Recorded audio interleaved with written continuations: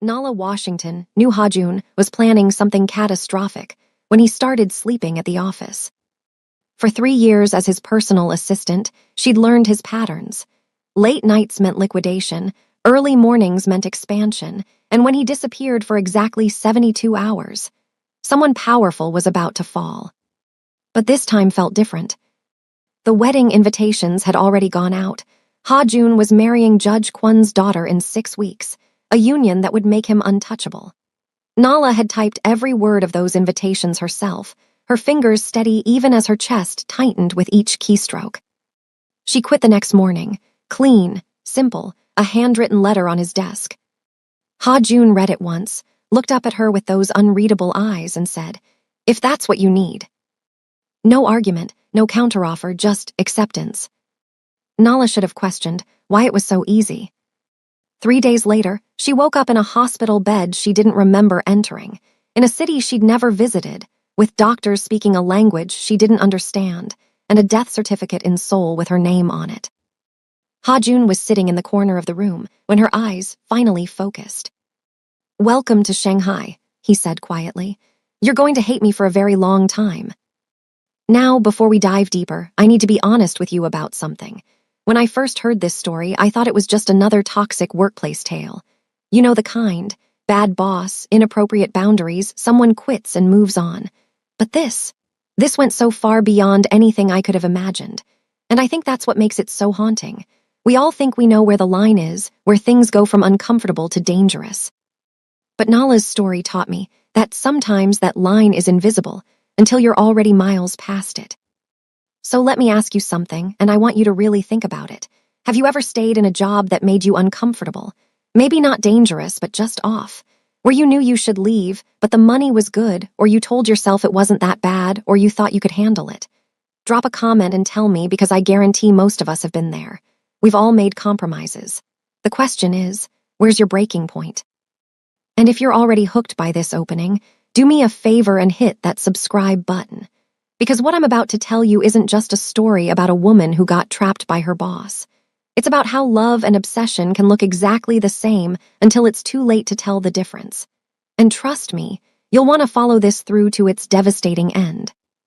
Let's rewind to where this all started. Nala Washington never planned to work in Seoul's underworld. But when you're a Black American woman with an MBA from Wharton, fluent in Korean and Mandarin, drowning in 6 figures of student debt in a city that costs more than breathing, you take the interviews that come your way. Even the ones that feel slightly off. You know what's interesting about this? I've talked to so many people who ended up in situations they never imagined for themselves. And it almost always starts the same way, with a practical decision.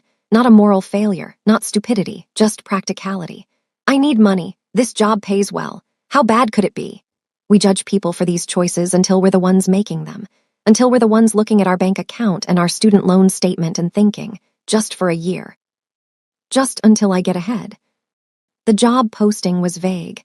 Executive personal assistant needed for high-profile CEO. Discretion mandatory. Compensation competitive. Competitive turned out to mean more money in 1 year than her mother made in 5. The CEO turned out to be Ha-jun. Nala's interview with Ha-jun happened on a Tuesday morning in his corporate office in Gangnam.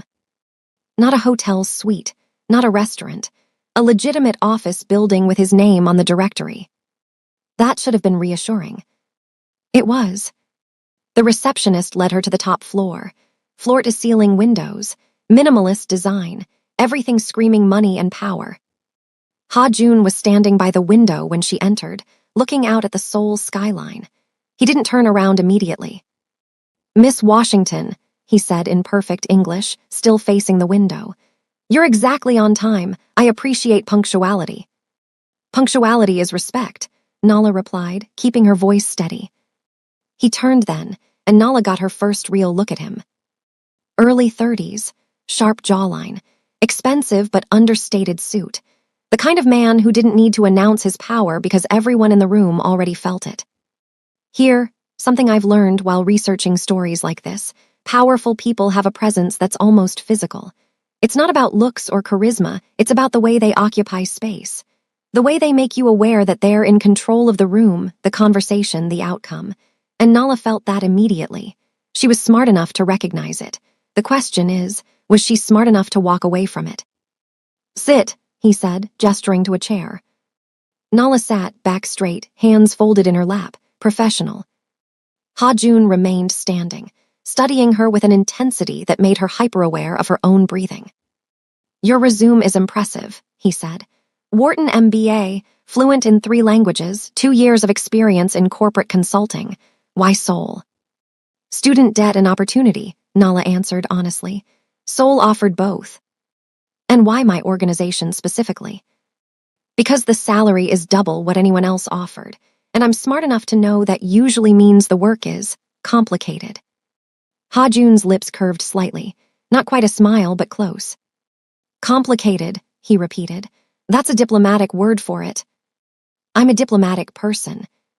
"Are you?" He moved closer, sat on the edge of his desk rather than behind it. "Or are you just good at pretending to be what people need you to be?" "Okay, can we talk about this moment? Because this is textbook manipulation, right?" He's not asking about her qualifications. He's not discussing job responsibilities. He's probing, testing, seeing how she reacts to subtle intimidation. And the smartest thing Nala could have done was stand up and walk out. But here's the thing. When you need the job, when you've flown halfway around the world and spent money you don't have on interview clothes, when you're desperate, you ignore the red flags. You tell yourself you're being paranoid. You stay in the room. Nala met his gaze steadily. "I'm good at my job, whatever that job turns out to be. Even if that job requires discretion about things you might find morally questionable. I'm not here to judge your business practices, Mr. Ha-Jun. I'm here to manage your schedule and make your life easier. And if making my life easier means managing things that exist in gray areas, then I'll need specifics about what those gray areas look like." Ha-Jun studied her for a long moment. Then he stood, walked to a cabinet, pulled out a folder. "This is what my previous assistant managed." He opened it, showed her the first page. "Client meetings with people who prefer not to be documented, logistics for transactions that can't go through normal banking channels, coordination between parties who officially don't know each other." Nala looked at the document. Her hands didn't shake, but her heart raced. "Is any of this illegal?" she asked carefully. "That depends on how you define illegal. Nothing that would get you arrested. Nothing that involves violence or drugs. Just business that operates outside traditional structures." And this is where I need to stop and talk about something important, because I know some of you are thinking, why didn't she just say no? Why didn't she walk out? But think about how he's framing this. He's not saying, "Help me commit crimes." He's saying, "Help me with business that's complicated." He's giving her just enough information to make her complicit, but not enough to make her scared. It's calculated. It's manipulation. And it works because he's making her feel like she's in control of the decision, when really, he's already decided for her. "And the compensation reflects the complexity?" Nala asked. "The compensation reflects the value I place on loyalty and discretion." "How much?" Ha-Jun named a figure. Nala's poker face almost cracked. That was more than double what she'd expected, more than triple what she'd made at her last job. "That was pay off my loans in 3 years' money. That was change my mother's life money. That was too good to be true money." "What happened to your previous assistant?" Nala asked. "She left, personal reasons. I gave her a generous severance package and an NDA. And before her, another assistant who also left on good terms. This isn't a revolving door position, Miss Washington. People leave because life circumstances change, not because the work is unbearable. Let me tell you something about NDAs. In normal jobs, NDAs protect company secrets, proprietary technology, client lists, strategic plans. But when someone mentions NDAs in an interview, that's not normal. That's a warning sign that you'll see things you're not supposed to talk about, things that could damage someone if they became public. And Nala heard that warning. She registered it, but she also heard that salary number. And sometimes, when we want something badly enough, we convince ourselves that the warning signs are just being cautious, just being professional, just being smart. We lie to ourselves so we can say yes to what we want. "When would I start?" Nala asked. Ha-Jun smiled, a real smile this time. "Tomorrow, 6 a.m., don't be late." He extended his hand. Nala shook it, felt the warmth of his palm, the strength in his grip. "Welcome to my organization, Miss Washington. I have a feeling we're going to work very well together." And that's how it started. Not with violence, not with threats. Just with a handshake and a salary that was too good to refuse. You know what haunts me about this moment? It's how normal it seems. A job offer, a handshake, a start date. Nothing dramatic, nothing obviously dangerous. Just a young woman making a practical decision to take a high-paying job in a foreign country. And the question I keep coming back to is, was there ever a moment she could have changed this outcome? Or was she trapped from the second she walked into that office? What do you think? Was this the moment Nala sealed her fate? Or could she have still walked away? Drop a comment and let me know, because I genuinely go back and forth on this. The thing about working for Hajun that nobody tells you. It's not the danger that gets under your skin. It's the patterns. Nala learned them fast because survival required it. When Hajun went silent during a phone call, it meant someone had just been threatened. When he drummed his fingers on his desk exactly 3 times, it meant he was about to make a decision that would ruin someone's life. When he loosened his tie during a meeting, it meant he was done being polite and about to become lethal. I want you to think about something for a second. In a normal job, you learn your boss's coffee order, their meeting preferences, maybe when they're in a bad mood. But Nala was learning when violence was about to happen, when threats were being made, when someone's life was about to be destroyed. And she learned these things the way you might learn that your boss gets cranky before lunch. It became normal. That's what happens when you're in a toxic environment long enough. The abnormal becomes normal. The dangerous becomes routine. You stop seeing the horror because you're too busy surviving it. Nala's first real test came 6 weeks into the job. A man arrived at the office unannounced. Mid-40s, expensive suit, sweating despite the air conditioning. "I need to see Hajun," he told Nala desperately. "Please, it's urgent." "Mr. Hajun doesn't take unscheduled meetings," Nala replied professionally.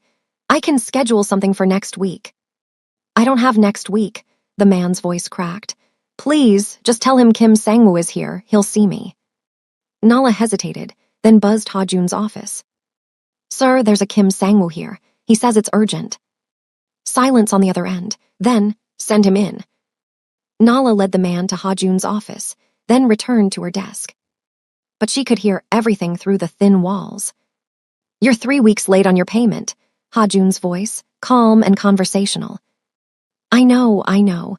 My business had unexpected expenses. The permits took longer than expected, and I don't care about your excuses. We had an agreement. I just need 2 more weeks. Please, my family." "Your family should have been your first consideration before you took my money." The conversation continued for 20 minutes. Nala tried to focus on her work, but she couldn't unhear what was happening. Hajun wasn't yelling, wasn't threatening directly. He was just explaining consequences. The man's business would lose its permits. His partners would receive information about certain financial irregularities. His wife would be sent documentation of certain meetings with certain people. By the time Kim Sangwoo left Hajun's office, he was crying. This is where I need to talk about something uncomfortable, complicity. Because Nala didn't do anything in that moment. She didn't threaten anyone, didn't hurt anyone. She just heard it happen and went back to typing emails. And that's how it starts, right?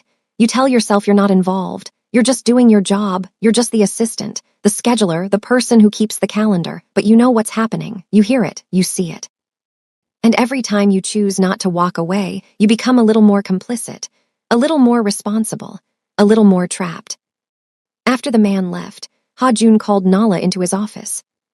"What did you think of that?" he asked. Nala kept her face neutral. "It's not my place to think anything about it." "That's a diplomatic answer, but I asked for your real opinion." "My real opinion is that I'm not paid to have opinions about your business dealings." Hajun smiled slightly. "You're smart, that's good. Smart people know when to be quiet." He paused. "But for future reference, when people like Kim Sangwoo show up unannounced, desperate, trying to bypass proper channels, that's a red flag. It means they're about to default, and they think personal appeals will change the outcome." "Noted," Nala said. "Next time someone like that shows up, you tell them I'm unavailable. You don't even ask me. You just turn them away. Understand? Yes, sir. Good, you can go. Nala returned to her desk, her hands shaking slightly. She'd just been taught how to be a gatekeeper for threats. And this is how they train you, step by step, interaction by interaction. They don't sit you down on day one and say, hey, you're going to help me destroy people's lives. They ease you into it. First, you're just scheduling meetings. Then you're turning away desperate people. Then you're coordinating things you know are questionable. And before you realize it, you're not just complicit, you're essential. You're the person who makes it all run smoothly. And walking away starts to feel impossible because you know too much. You've seen too much. You've done too much. That night, Nala sat in her apartment, staring at her bank account. Her first month's salary had just hit, more money than she'd ever seen at once. She could pay 3 months of rent in advance, could send money to her mother, could actually start making real dents in her student loans. All she had to do was show up tomorrow, and the day after, and the day after that. All she had to do was not ask questions. All she had to do was be smart enough to be quiet. She stayed. Let me ask you something, and I want you to be honest. What's your price? What amount of money would make you compromise your values? I'm not judging, I'm genuinely asking. Because it's easy to say, I'd never work for someone like that when you're not the one with 6 figures of debt. When you're not the one watching your mother work 2 jobs. When you're not the one who hasn't had financial stability in years. Money becomes handcuffs. And the more you make, the tighter those handcuffs get.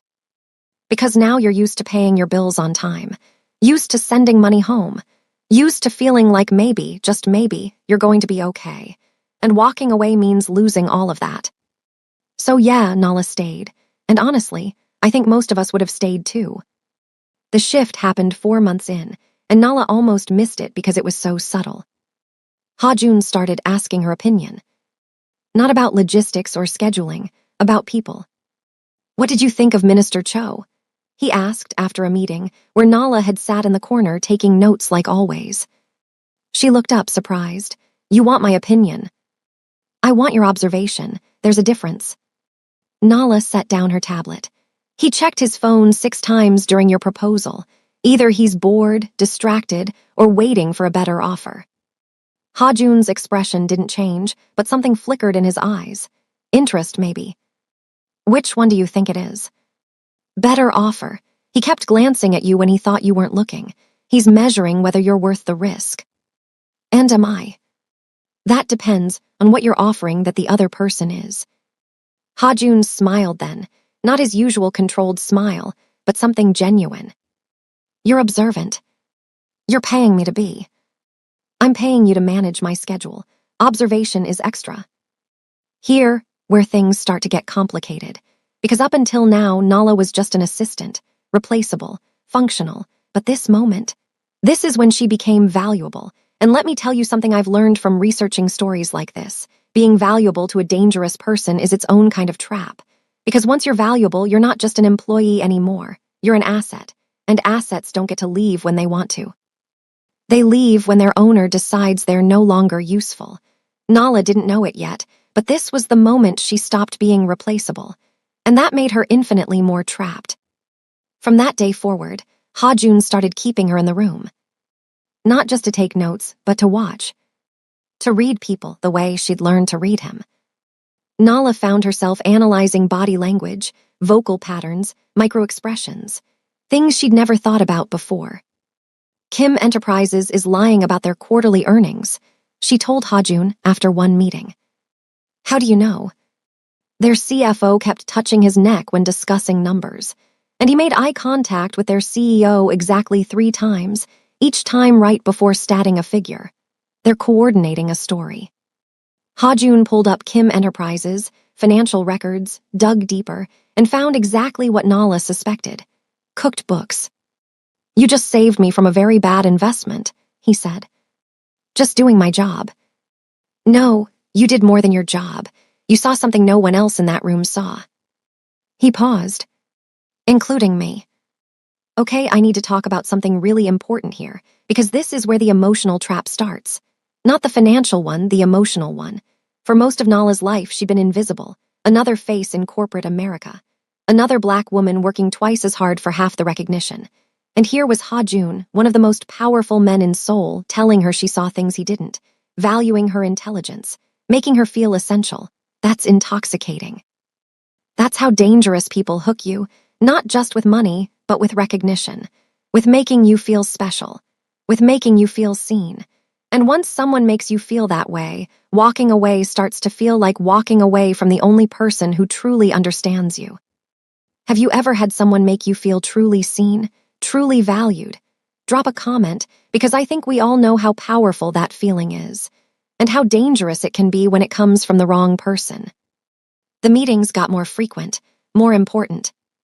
Nala sat in rooms with politicians, judges, businessmen who operated in the shadows between legal and illegal.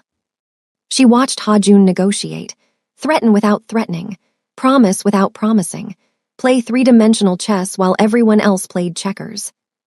And she took notes on all of it. "You're very quiet," Ha-jun observed one evening after everyone else had left. "Most assistants can't help but react, but you're a stone wall. Reactions are unprofessional.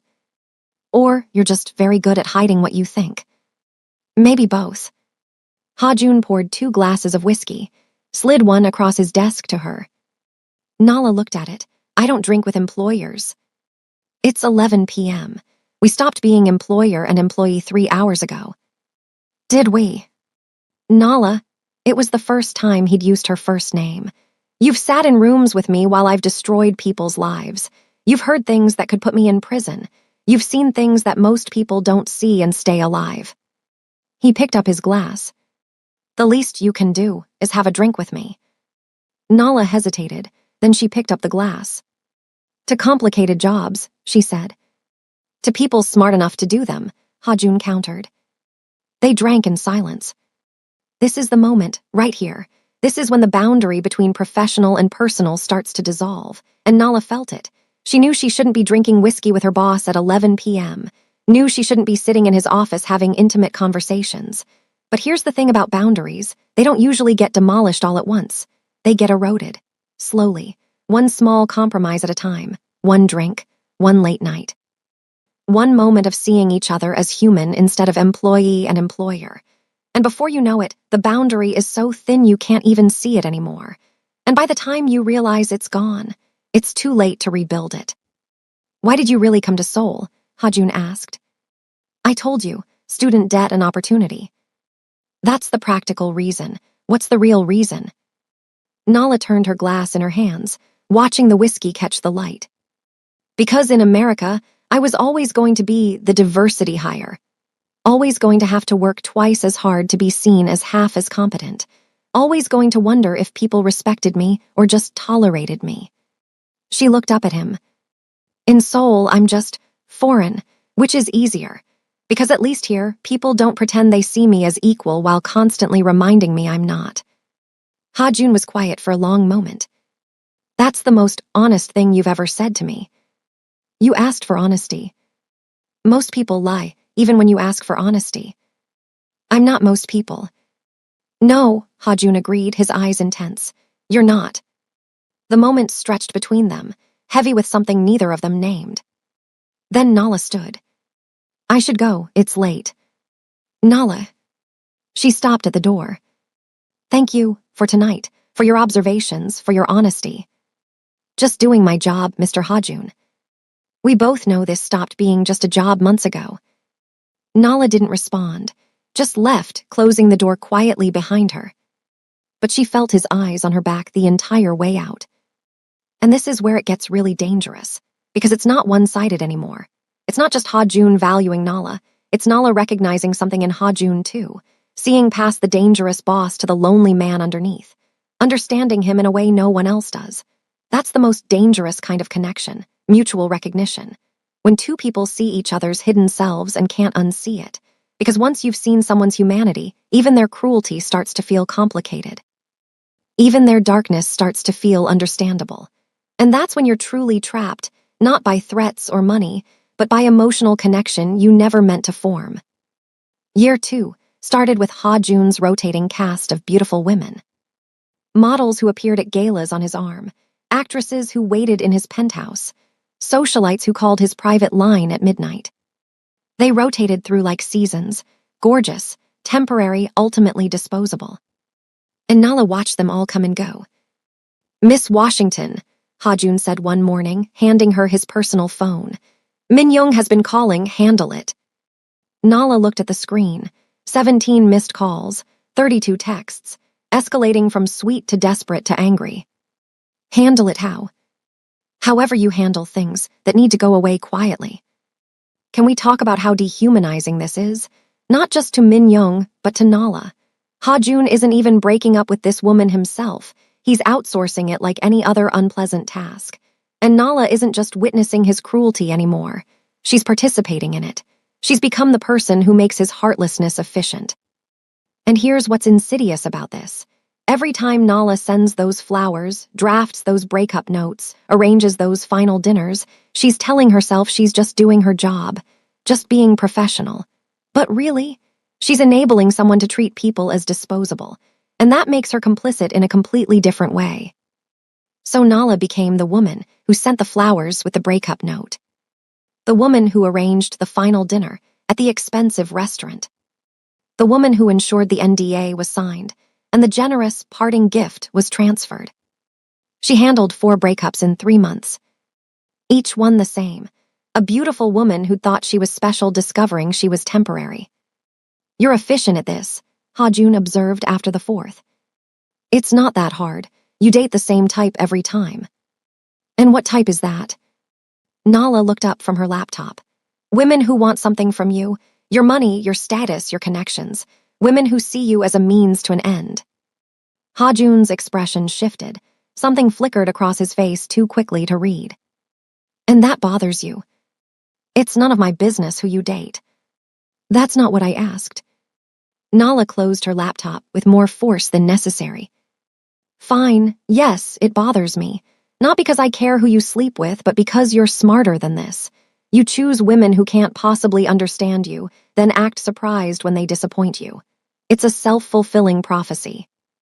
"And who would understand me, Miss Washington?" The question hung in the air between them, dangerous and loaded. "This right here, this is the moment before everything changes. And I need you to understand something. Nala knows what's happening. She's smart. She's self-aware. She knows this question is a trap. She knows that answering honestly will cross a line they can't uncross. But here's the thing about moments like this. Sometimes your mouth moves before your brain can stop it. Sometimes honesty slips out before caution can catch it. And sometimes, deep down, you want to fall into the trap because staying safe feels like slow death. Nala stood up, gathering her things. Someone who's seen you destroy a man's life and didn't run. Someone who knows what you are and still shows up to work every morning. Someone who... She stopped herself. Too much, too close to the line. "Someone who what?" Hajun asked quietly, standing, moving closer. "Someone who isn't me," Nala said firmly. "I'm your assistant, not your therapist. You want relationship advice, hire a professional." She walked toward the door. "I had 7 different women offer to be my date to Minister Park's gala next week," Hajun said to her, retreating back. "I declined all of them." Nala's hand froze on the doorknob. "Why are you telling me this?" "Because I'm going alone, and I wanted you to know that." Nala didn't turn around, didn't respond, just left. But her heart was hammering so hard she could barely breathe. You know what's fascinating about this moment? It's everything they're not saying. Hajun isn't saying, "I want you." Nala isn't saying, "I've started caring about you." But they both know. They both feel it. This thing building between them that neither wants to name because numbing it makes it real. And making it real means admitting they've crossed professional boundaries into something infinitely more dangerous. So instead, they dance around it. They speak in subtext. They communicate in everything they don't say. And somehow, that makes it even more intimate, even more inevitable. That night, Nala couldn't sleep. She kept replaying the conversation, the question, the way Hajun had looked at her. And she kept coming back to one terrible realization. She stopped being just his assistant months ago. She started caring. Not about his business, or his schedule, or his professional success. About him, the person, the man who sat in his office at 2 a.m. because he didn't know how to be alone with his thoughts. The man who looked exhausted beneath the power suits. The man who'd never had anyone actually see him. And that caring, that was the most dangerous thing that had happened yet. Here, what I've realized while working on this story, empathy can be a trap. We think empathy is always good, always noble, always the right response. But sometimes, empathy for the wrong person becomes your prison. Because once you start caring about someone, once you start understanding why they are the way they are, it becomes so much harder to walk away from them. Even when you should. Even when staying might destroy you. Nala was starting to care about Hajun. And that caring was going to cost her everything. Do you think empathy is always good? Or can caring about the wrong person be its own form of self-destruction? I genuinely want to know what you think. Drop a comment. It started innocently enough. Miss Washington, I need you to review these contracts before tomorrow's meeting. It was 9 p.m. Nala had already been at work for 14 hours. Can't your legal team handle this? I trust your eyes more than theirs. So she stayed. And when she finished at midnight, Ha-Jun was still there, sitting in his office with a glass of whiskey and exhaustion written into every line of his face. Go home, he said when he noticed her in the doorway. You've done enough. So have you. I don't have anywhere else to be. The admission was so quiet, so unguarded, that Nala almost didn't catch it. She should have said goodnight and left. Should have maintained the boundary. Instead, she walked into his office and sat down across from him. When was the last time you actually went home? She asked. Ha-Jun glanced at his watch. Define home. A place that isn't your office. Then it's been a while. That's not healthy. Neither is what I do for a living. He poured another glass of whiskey, slid it across the desk to her. But we're both still here. This is such a dangerous moment, and I don't think people realize it until it's too late. Because this isn't romance. This isn't passion. This is two lonely people recognizing loneliness in each other. And that's almost more powerful than attraction. Because attraction fades. But shared loneliness, that creates a bond that feels like understanding. Like finally, someone gets it. Like maybe I'm not as alone as I thought. And before you know it, you're sitting in an office at midnight drinking whiskey with your boss. And it feels more intimate than any romantic gesture ever could. Nala looked at the glass. She never drank with him. It was one of her rules. She picked it up. To bad decisions, she said. Ha-Jun's lips curved slightly. To necessary ones.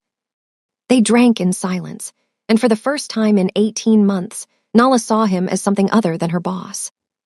She saw the man underneath. The one who was lonely despite being surrounded by people. The one who was terrified despite being terrifying. The one who'd built an empire but had no one to share it with. Do you ever regret it? Nala asked quietly. The things you've done to get here. Ha-Jun stared into his glass. Every single day. Then why keep doing it? Because regret doesn't change anything. It just makes you weak. He looked up at her. And in my world, weakness is death. That sounds exhausting. It is, his voice dropped. That's why I'm grateful you're here. Nala's breath caught. Ha-Jun. Don't. He held up a hand. Don't say whatever you're about to say. Don't remind me about boundaries or professionalism or why this, he gestured between them, can't happen. I know all of that. I live with all of that. Then why say it? Because I needed you to know. His eyes were intense, vulnerable in a way she'd never seen. Before you inevitably leave, before you realize what I am and run, I needed you to know that you were real to me, the only real thing in my entire life. And here, where it gets really complex. Because is Ha-Jun being honest? Yes. Is he being vulnerable? Yes. But is he also manipulating her? Also yes. Because you know what happens when someone tells you you're the only real thing in their life. You feel responsible for them. You feel special. You feel like leaving would be abandoning them. And maybe Ha-Jun knows that. Maybe he's strategic even in his vulnerability. Or maybe he's just a lonely man who finally found someone who sees him and doesn't know any other way to express that except through intensity that feels like manipulation, even when it's real. I honestly don't know, and I think that ambiguity is what makes this so tragic. Nala set down her glass with a shaking hand. I should go. Yes, you should. But she didn't move. Neither did he. They sat there in his office at 1 a.m., with the city lights sprawling below them like fallen stars, and both pretended they didn't feel the walls between them crumbling. You want to know something? I think there are moments in our lives that change everything, but we don't recognize them as they're happening. We think they're just moments, just another late night, just another conversation. But looking back, those were the moments that sealed our fate. This was that moment for Nala. This was the point of no return, not because anything physical happened, nothing did, but because this was when she stopped being able to lie to herself. When she had to admit, at least internally, that she cared about Ha-Jun in a way that went far beyond professional. And once you admit that to yourself, you can't take it back. You can't unknow it. The boundary is gone, even if you pretend it is. Nala finally stood. "Good night, Ha-Jun." It was the first time she'd said his name without the honorific. He noticed. "Good night, Nala." She left before either of them could say anything else. But everything had changed. They both knew it. It happened 3 months later, after a meeting that went catastrophically wrong. A deal with a Japanese syndicate that Ha-Jun had been building for 6 months collapsed when someone leaked information about his operations. Someone inside his organization. A betrayal. Nala had never seen Ha-Jun lose control before.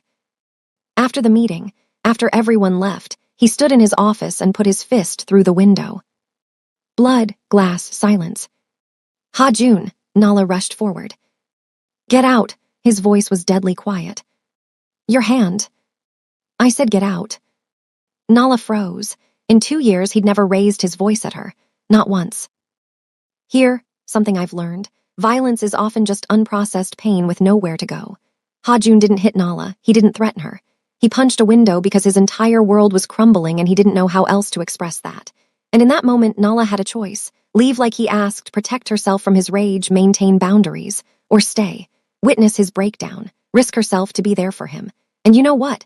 Most people would have left, should have left. But Nala didn't, and I need you to understand, that wasn't strength. That was the beginning of her destruction. But instead of leaving, she did something that surprised them both. She stayed. She walked to the private bathroom, got the first aid kit, came back and grabbed his bleeding hand. "Sit down," she said firmly. "Nala." "Sit down." He sat. She cleaned the cuts in silence, her hands steady even though her heart was racing. "I don't need you to take care of me," Ha-Jun said quietly. "Yes, you do. You just won't admit it." She bandaged his hand with careful precision, then finally looked up at him. And found him staring at her, with an expression that made her entire world tilt. "You should have left," he said, his voice rough. 2 years ago when you saw what I really was, you should have walked away. "Why didn't you let me?" "Because I'm selfish." His uninjured hand came up, cupped her face. "Because the moment you walked into that first interview and didn't flinch, I knew I'd never let you go." "Okay, stop. Can we talk about this? Because I knew I'd never let you go sounds romantic in movies. It sounds passionate, devoted, but in real life, in this context, that's not romance, that's a threat. That's someone telling you they've already decided you don't get to leave, that your autonomy doesn't matter as much as their need for you. And the terrifying thing is Nala heard it. She understood what he was really saying, but she didn't run. And I think that's because when someone makes you feel that essential, that needed, that important, it's intoxicating, even when it's dangerous. Especially when it's dangerous. "Ha-Jun, we can't." "I know. This will destroy everything." "I know." "Then let me go." His thumb brushed across her cheek, so gentle it broke her heart. "I can't." And that's when Nala realized the horrible truth. She didn't want him to. For 2 years, she'd been lying to herself, telling herself she was just doing a job, just maintaining boundaries, just surviving. But she'd crossed the line months ago. Maybe she'd crossed it that first night in his office, when she stayed to drink whiskey and talk about regrets. Maybe she'd crossed it every time she felt satisfaction at ending his relationships with other women. Maybe she'd crossed it the moment she started reading his silences better than his words. "This is a mistake," she whispered. "The biggest one we'll ever make," Ha-Jun agreed. His lips were an inch from hers. "We should stop." "Yes." Neither of them moved. This is it. This is the moment where everything changes. And I want you to really think about what's happening here, because this isn't some grand romantic gesture. This isn't fate or destiny or soulmates finding each other. This is two people who work together, who have a massive power imbalance, who are about to cross a line that will complicate everything. And they both know it. They're not naive. They're not swept away. They're making a choice, a terrible, destructive choice, with full awareness of what it will cost. And somehow, that makes it even more tragic, because they can't even claim ignorance. They're walking into destruction with their eyes wide open. And then Nala's phone rang. The spell broke. She stepped back, checked the screen. Unknown number. Miss Washington, a voice she didn't recognize. This is Attorney Park. I'm calling on behalf of Judge Kwon. He'd like to arrange a meeting with Mr. Ha-jun regarding his daughter. Nala's blood went cold. She looked at Ha-jun, whose expression had gone completely neutral, that dangerous mask sliding back into place. I'll check his schedule, Nala said professionally, then ended the call. That was about the marriage arrangement, she said flatly. Yes. How long have you been negotiating it? 3 months. 3 months, while they'd been having late-night conversations, while he'd been looking at her like she was the only real thing in his life, while she'd been falling for him. He'd been planning to marry someone else. You didn't think to mention this. Nala's voice was ice. It's business, Nala. The marriage is political. I don't care what it is. She grabbed her bag. Schedule the meeting yourself. I'm done for tonight. Nala. She was already gone. And this is the moment where Nala should have woken up. Should have realized what Ha-jun really was. A man who would tell you your everything while negotiating a strategic marriage behind your back. A man whose words and actions don't align. A man who wants you to believe you're special while treating you like you're optional. But here's what's insidious. Ha-jun probably believes both things are true. He probably does think Nala is real and essential while also knowing he needs this marriage for his empire. He's compartmentalized, and he expects Nala to compartmentalize too. But feelings don't work that way. You can't tell someone they're your only real thing and then marry someone else for business and expect them to be okay with it. How would you have reacted? Would you have quit right then? Or would you have stayed to hear his explanation? Because I think most of us want to believe there's an explanation that makes it okay. That makes the person we care about less cruel than they appear. Drop a comment and tell me honestly. Nala didn't come to work the next day. Or the day after that. She sent a professional email. Unwell, will return Monday. Ha-jun called 17 times. She didn't answer. He texted, we need to talk. She replied, no, we don't. You know what's interesting about this? For the first time in 2 years, Nala has power. Not because she's threatening or negotiating or making demands, but because she's withdrawn. She's made herself unavailable. And for someone like Ha-jun, someone who's used to controlling everything and everyone around him, that unavailability is torture. It's the one thing he can't force. He can't make her answer the phone, can't make her respond, can't make her care, and that's driving him insane. Because the only person whose opinion matters to him is the one person who stopped giving him access. Because talking would mean confronting what had almost happened in his office, what she'd almost let happen, what she'd wanted to happen. And Nala couldn't afford to want Ha-jun. Not when he was planning to marry someone else. Not when she was just the assistant who'd gotten too comfortable, too close, too stupid. So she spent 3 days in her apartment, staring at job boards, updating her resume, and trying to convince herself that leaving was possible. That she could just walk away from 2 years of her life. Walk away from the only person who'd ever really seen her. Walk away before she became another woman crying in an elevator with a severance check and an NDA. Let me tell you something about leaving toxic situations. We always think it's a matter of will. We think I'll just decide to leave and then I'll leave. But it's never that simple. Because by the time you realize you should leave, you're already tangled up in 1,000 invisible threads. Financial dependence, emotional attachment, the sunk cost of time invested, the fear of starting over, the belief that maybe if you just stay a little longer, things will get better.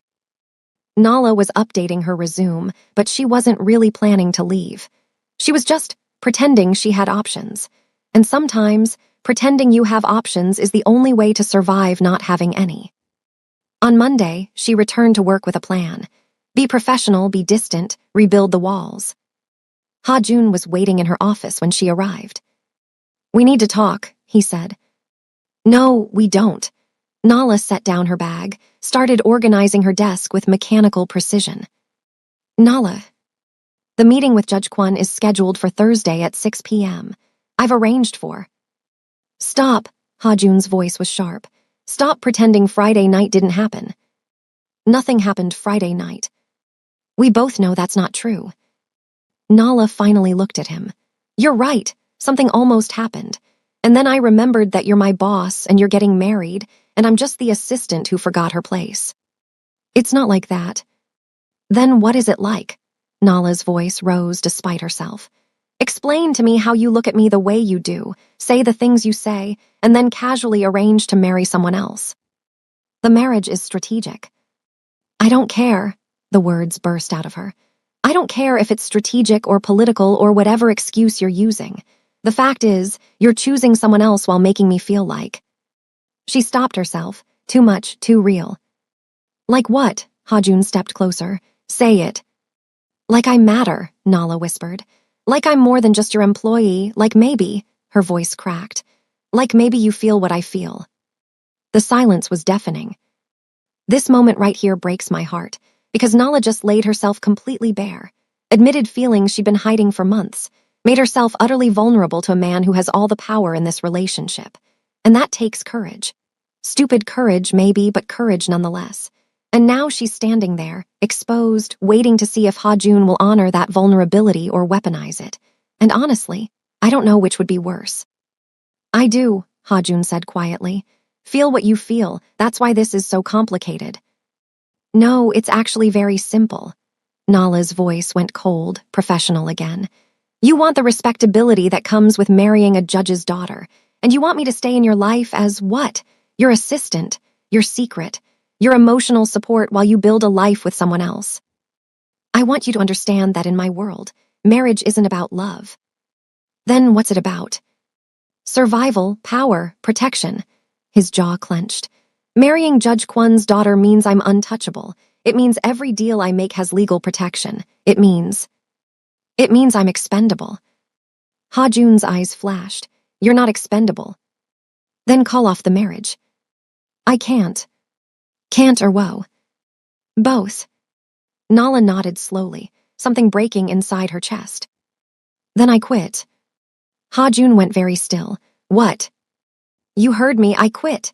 She pulled out her letter. She'd written it over the weekend, crumpled it, rewritten it, crumpled it again. The final version was simple and cold. 2 weeks' notice, professional, clean.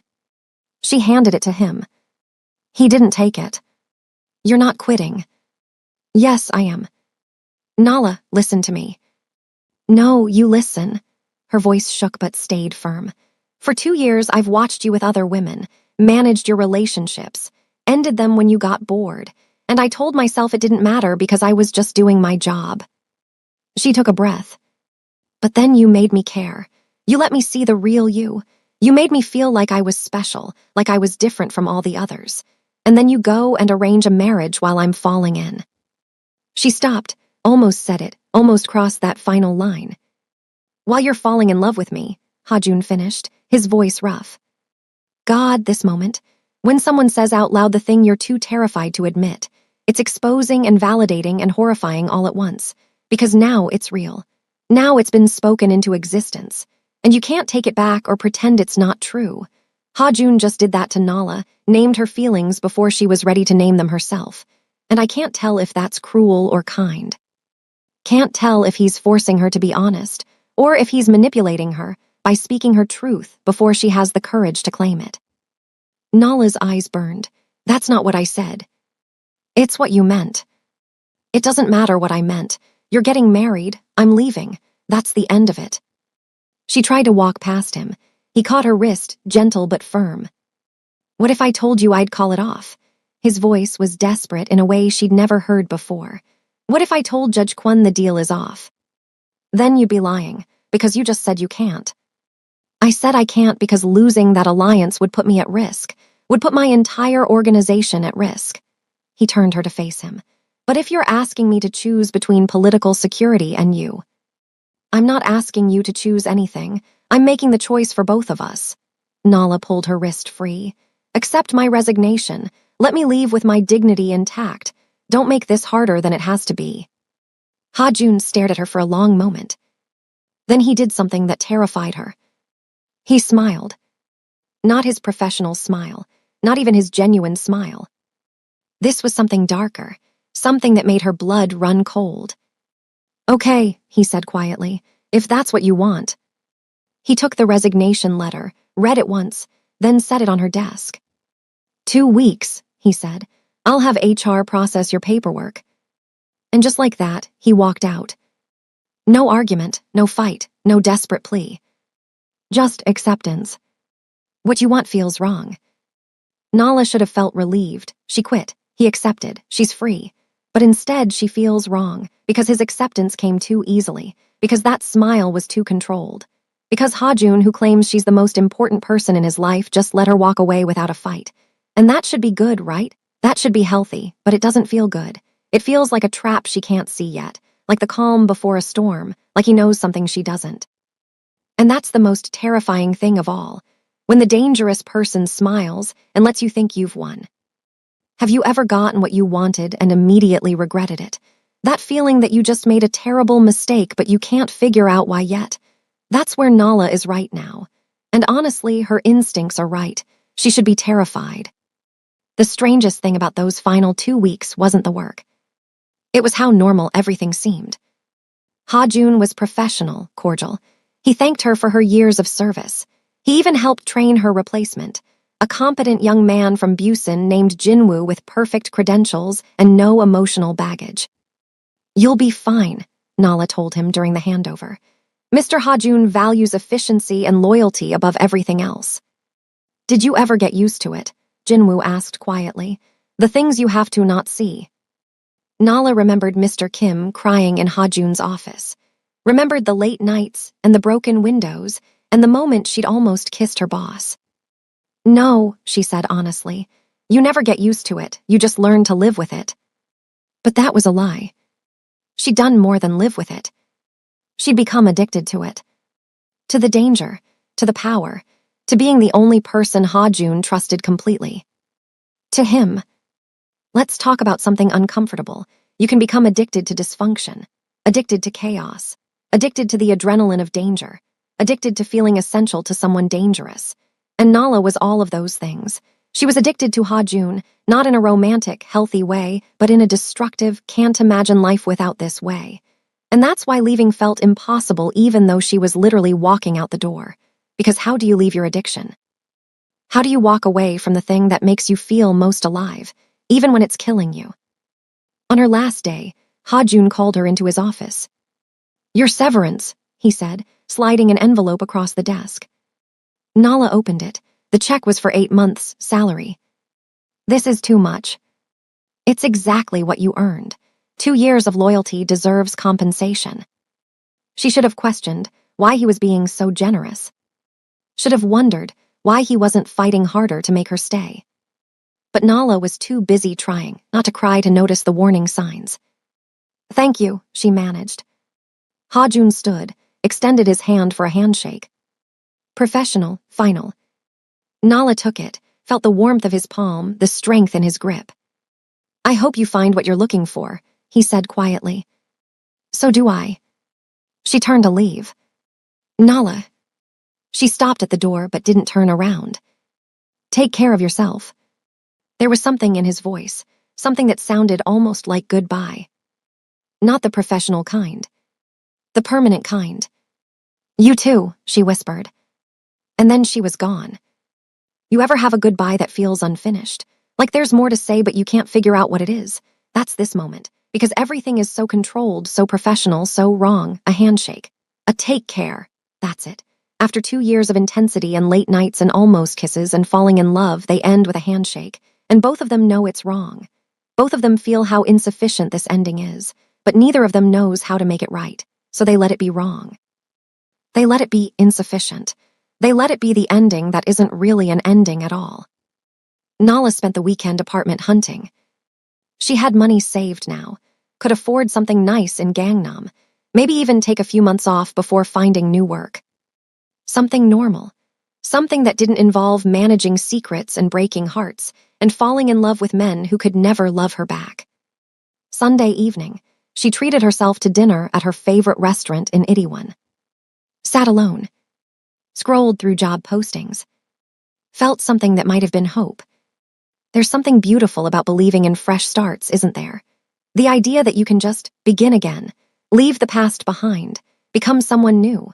Nala was sitting in that restaurant, looking at job postings, imagining a future where she was just a normal person with a normal job and normal problems. And I think she actually believed it was possible, that she could just walk away from 2 years of Hajun and be fine, that the damage hadn't already been done, that she wasn't already changed in ways she couldn't see yet. But here's the thing about fresh starts. They're a myth. You can't unlearn what you've learned, can't unsee what you've seen, can't become who you were before. You can only move forward as the person you've become, and Nala didn't realize yet just how much she'd been changed. She didn't notice the black car following her home. Didn't notice the 2 men in suits watching from across the street. Didn't notice that the wine she'd ordered tasted slightly off until it was too late. Nala made it to her apartment building's elevator before the world started tilting. "No," she whispered, gripping the wall. "No, no, no." The doors opened on her floor. 2 men were waiting. She tried to run, but her legs wouldn't cooperate. Tried to scream, but her voice came out as a whisper. The last thing she saw before everything went black was one of the men speaking into a phone. "Target secured. She's ready for transport."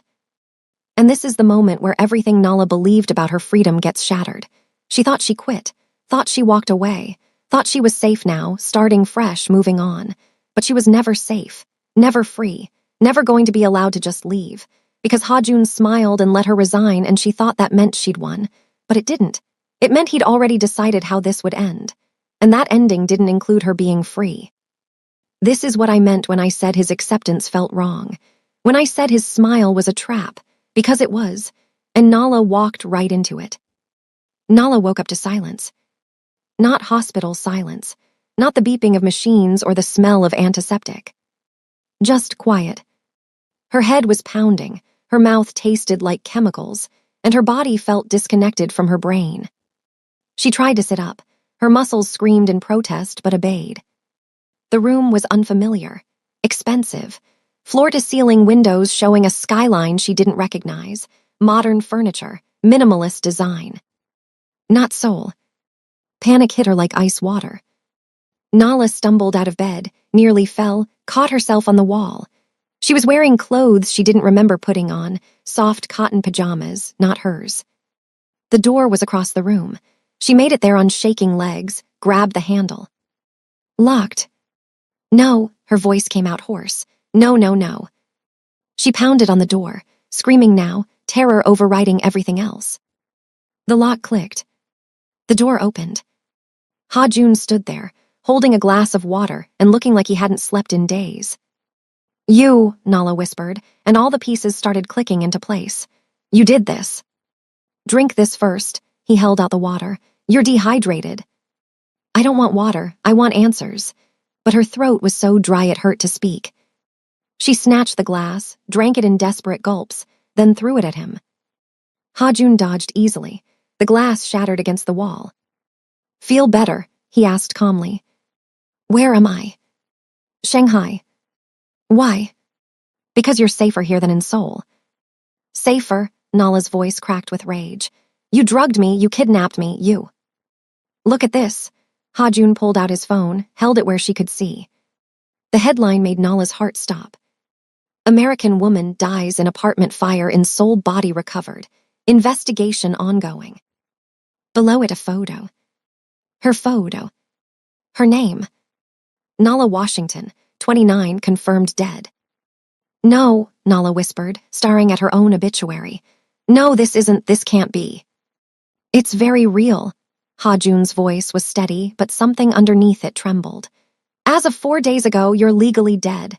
Fire started in your apartment building. Your unit was completely destroyed. They found remains." "Whose remains?" Nala's voice was barely audible. "Does it matter? The dental records matched. The investigation is closed. Your mother has been notified." Nala felt the room spinning. My mother thinks I'm dead. Yes. You let my mother think I'm dead. Yes. WHY, the scream tore out of her. Why would you do this? What gives you the right? Because 3 days after you resigned, Hajun interrupted, his voice hard now, I received intelligence that someone had put a contract out on you. Nala froze. What? A hit, professional, $500,000 for your elimination. His eyes were dark, haunted. 4 different organizations bidding. The highest offer wins and you become a target. And here where the story twists. Because everything you thought you understood about Hajun, the manipulation, the control, the possessiveness, suddenly has a different context. Was he always planning to trap her? Or was he actually trying to save her? And does it matter if the result is the same? That's insane. Why would anyone want me dead? Because you know too much. Hajun moved closer. 2 years, Nala. 2 years of sitting in rooms, managing communications, coordinating meetings between people who operate in shadows. You're a walking database of information that could destroy empires. But I would never. I signed NDAs. They don't care about your NDAs. They care about eliminating a liability. He paused. And when you resigned, when you left my protection, you became an easy target. Nala's mind was racing, trying to process this, trying to separate truth from manipulation. You're lying. This is just another way to control me, to keep me. Look at the contract details. Hajun pulled up another document on his phone. I'll spare you the worst parts, but the target description matches you exactly. American, female, former assistant to Hajun, fluent in 3 languages, living alone in Itiwan. He scrolled down. The completion method was detailed.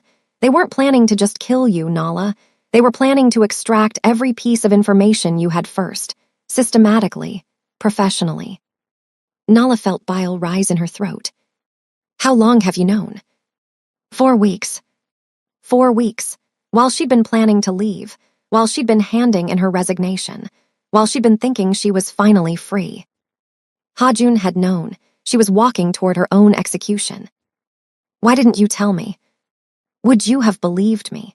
Or would you have thought I was manipulating you to stay? Nala couldn't answer because he was right. She would have thought exactly that. So you faked my death instead. I made you disappear. His voice softened. The fire was real enough that every organization in Seoul sent condolences, made you untouchable because you no longer exist. And now what? Nala's voice was hollow. I'm just supposed to live here, in Shanghai, hidden away like someone who's alive, Hajun interrupted. Yes. This isn't living, this is prison. This is breathing, there's a difference. They stared at each other across the room. And Nala realized something that made her want to scream. She didn't know if he was telling the truth, or if this was the most elaborate manipulation she'd ever witnessed. And worse, she didn't know which option terrified her more. The doctor, a woman Hajun had brought to check on Nala, confirmed she was physically fine, just dehydrated and disoriented from the sedatives. After she left, Nala sat on the edge of the bed, trying to process everything. Hajun had given her space, hadn't tried to talk to her, just left food outside the door and disappeared. But on the second day, Nala couldn't take the silence anymore. She found him in the living room, working on his laptop like this was normal. You can't keep me here, Nala said. Hajun looked up. I'm not keeping you here, I'm keeping you alive. By locking me in a penthouse. By making sure no one finds you. And how long is this supposed to last? Weeks, months, years? Hajun closed his laptop. I don't know. You don't know, Nala's voice rose. You faked my death, dragged me to another country, and you don't even have a plan for what happens next. The plan is you stay alive. Everything else is secondary. That's not a plan. That's a prison sentence. It's the only option I could give you. His voice cracked slightly. I spent 4 weeks searching for another way. 4 weeks trying to neutralize the threat, trying to find who commissioned the contract, trying to make it safe for you to exist. He stood, walked to the window. I couldn't. The threat was too diffuse, too professional, too well-funded. So I did the only thing I could. I made you disappear so convincingly that every person looking for you thinks you're dead. And what about my mother? Nala's voice broke. She's back in Atlanta planning my funeral, Hajun. How is that keeping me alive? Hajun's shoulders tensed. I made sure she's taken care of. Financial support. Anonymous donations to cover funeral costs, therapy, anything she needs. She doesn't need money. She needs her daughter. She can't have her daughter. Hajun turned to face her, and for the first time, Nala saw tears in his eyes. Because if your mother knew you were alive, she'd become a target too. Anyone who knows you're breathing becomes leverage. The logic was sound. The logic was also destroying her. I hate you, Nala whispered. I know. I hate you so much I can barely breathe. I know that too. Then why did you do this? Hajun crossed the room, stopped just in front of her. Because I'd rather have you hate me, and alive than love me and dead. This is the impossible equation Hajun solved, save her by destroying her. And the cruelest part? He might actually be right. She might actually be safer dead. But that doesn't make it less of a violation, doesn't make it less of a betrayal. Sometimes the right choice and the terrible choice are the same choice. Nala's hand moved before she could think, slapped him hard across the face. The sound echoed in the silent apartment. Hajun didn't flinch, didn't move, just stood there, a red mark blooming on his cheek. Feel better? He asked quietly. No. Then do it again. She did, harder this time. And then she was hitting his chest, his shoulders, anywhere she could reach. All the rage and grief and terror pouring out in violence she'd never known she was capable of. Hajun let her, just stood there and took it until Nala collapsed against him, sobbing. I can't do this, she gasped. I can't be dead, I can't live like this. His arms came around her, tentative, careful. I'm sorry, he whispered into her hair. I'm so sorry. And that's when Nala realized the cruelest truth of all. He wasn't lying. Hajun had actually saved her. Which meant she couldn't hate him the way she wanted to. Couldn't rage at him for being a monster. Because monsters don't cry when they imprison you. Monsters don't apologize. Monsters don't look at you like losing you would end them. So what did that make Hajun? And what did it make her for starting to understand why he did it? Nala didn't speak to Hajun for 5 days. He came every morning, brought breakfast, sat at the dining table and worked on his laptop while she stared out the window, refusing to acknowledge his existence. You need to eat, he'd say. Silence. Nala, starving yourself doesn't change anything. More silence. On day 3, he tried a different approach. I brought your things from Seoul. Clothes, books, your laptop, everything I could salvage before the fire. Nala finally looked at him. My laptop. Wiped clean. New identity, new accounts, but the hardware is yours. She wanted to refuse it, wanted to reject anything he offered. But the thought of having something, anything, that connected her to her old life was too tempting. She took the laptop without a word. Hajun almost smiled. Progress. Don't, Nala said coldly. Don't act like this is normal, like we're just coexisting. We are coexisting. That's exactly what this is. No, you're my jailer. I'm your prisoner. Let's not pretend it's anything else. Something flickered across Hajun's face. Pain, maybe. If that's how you need to see it. He left without finishing his breakfast. Nala immediately opened the laptop, tried to access the internet. Blocked. Tried email. Blocked. Tried everything she could think of to contact the outside world. All blocked. She threw the laptop across the room. It hit the wall but didn't break. Of course it didn't. Hajun wouldn't give her something that could be destroyed so easily. This is the moment Nala realizes the depth of her cage. Not just physical walls, but digital ones too. Hajun has thought of everything, anticipated every escape attempt. And that level of control is terrifying because it means he's been planning this for weeks. Means her resignation was never going to let her leave. She was already his prisoner before she even knew it. That night, Nala woke up screaming. The nightmare was visceral, detailed. Men breaking into her Seoul apartment, the contract Hajun had mentioned, the systematic extraction of information. She dreamed they'd found her, dreamed they were torturing her, Dreamed her mother was watching, crying, unable to help. The bedroom door flew open. Ha-joon stood there in a t-shirt and sweatpants, the most casual she'd ever seen him, his hair disheveled like he'd been sleeping nearby. "Nala." "Get out," she gasped, pulling the blanket around herself. "Just get out." "You were screaming." "I said get out." But instead of leaving, Ha-joon walked in, sat on the edge of the bed at a careful distance. "Talk to me." "Why would I talk to you? You're the reason I'm having nightmares." "I'm the reason you're alive to have nightmares." His voice was gentle but firm. "Tell me what you dreamed." "Why? So you can feel guilty, so you can apologize again. So I can help you understand that the nightmare you're having, the one where they found you, that's the reality I saved you from." Nala's hands were shaking. "You don't know that. You don't know if the contract was real. Maybe you made it all up to justify this." She gestured around the apartment. "Whatever this is." Ha-joon pulled out his phone, scrolled through something, then held it out to her. "Read it." Nala didn't want confirmation that he was telling the truth. But she took the phone anyway. The document was clinical, professional. Target specifications, timeline, completion requirements. And then the methodology section. Nala read 3 lines before she had to stop, nausea rising in her throat. "They were going to," she couldn't finish. "Yes," Ha-joon's voice was hollow. "For 3 days, that was the timeline, 3 days to extract everything you knew and then."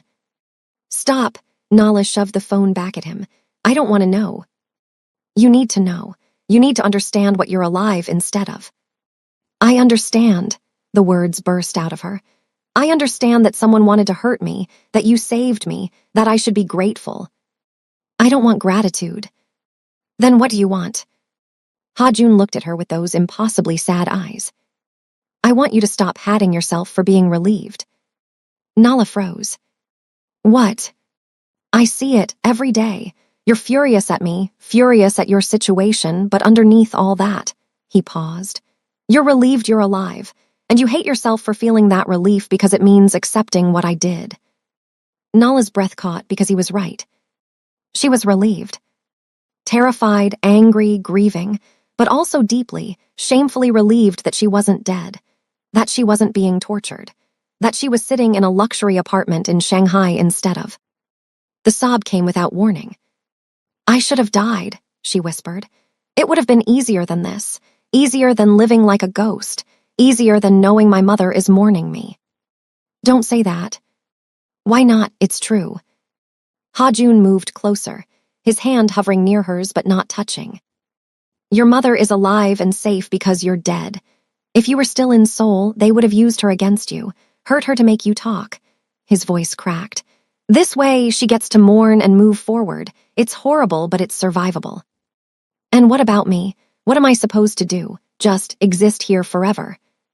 "You're supposed to stay alive until I can fix this." "You can't fix this, Ha-joon. You faked my death. There's no coming back from that." He didn't argue, because they both knew she was right. So they sat there in the dark bedroom, 2 people drowning in the consequences of impossible choices.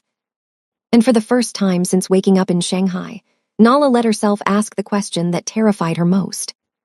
"Do you regret it? Really, truly regret doing this to me?"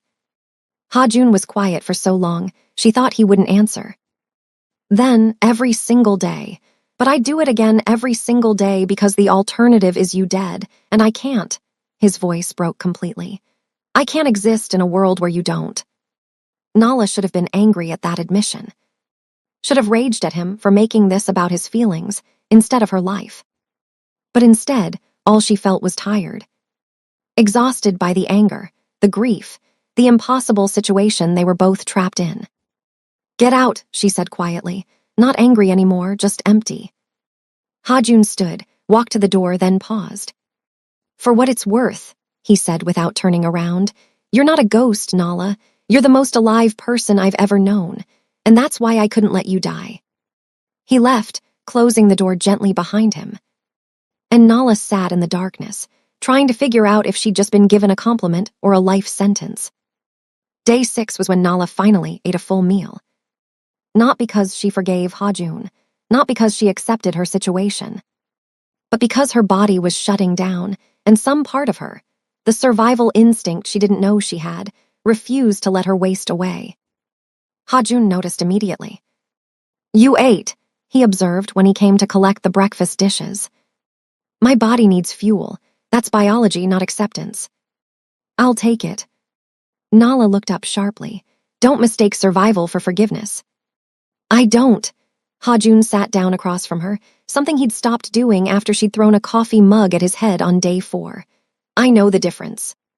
There's something important I need to say here about what's happening to Nala, because from the outside, it might look like she's giving in, like she's starting to accept this nightmare. But that's not what's happening. What's happening is that her body is overriding her will.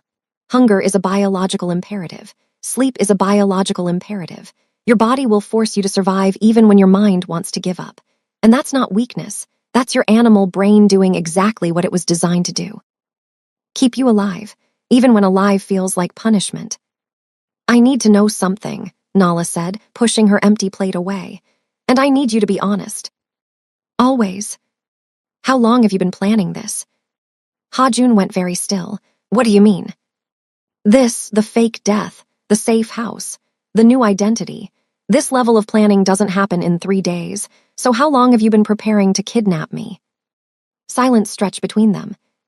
"Then, 6 months." Nala felt the air leave her lungs.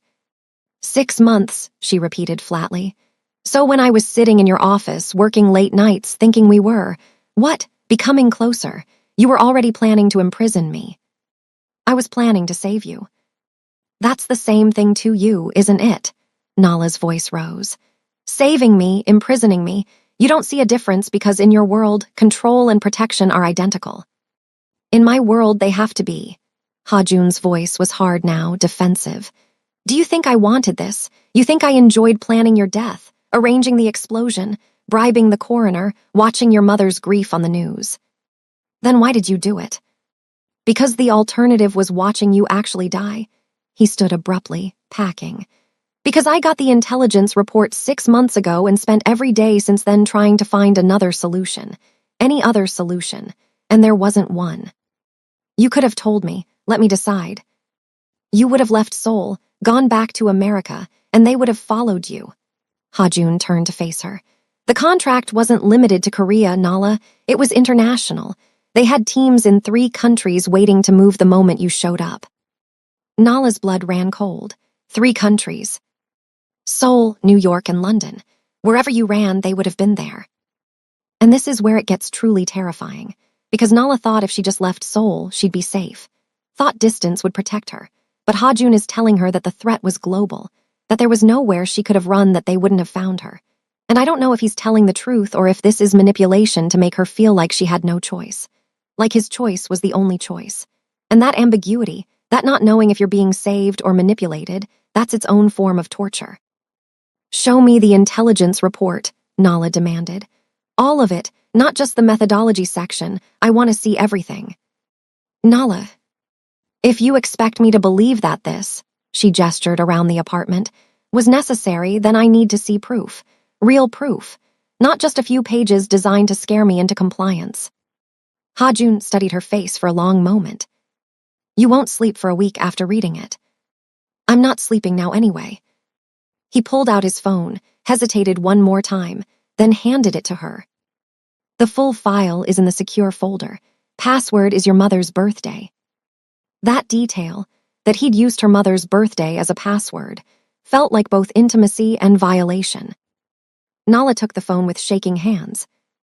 "I'll be in the other room if you need me," Ha-jun said quietly.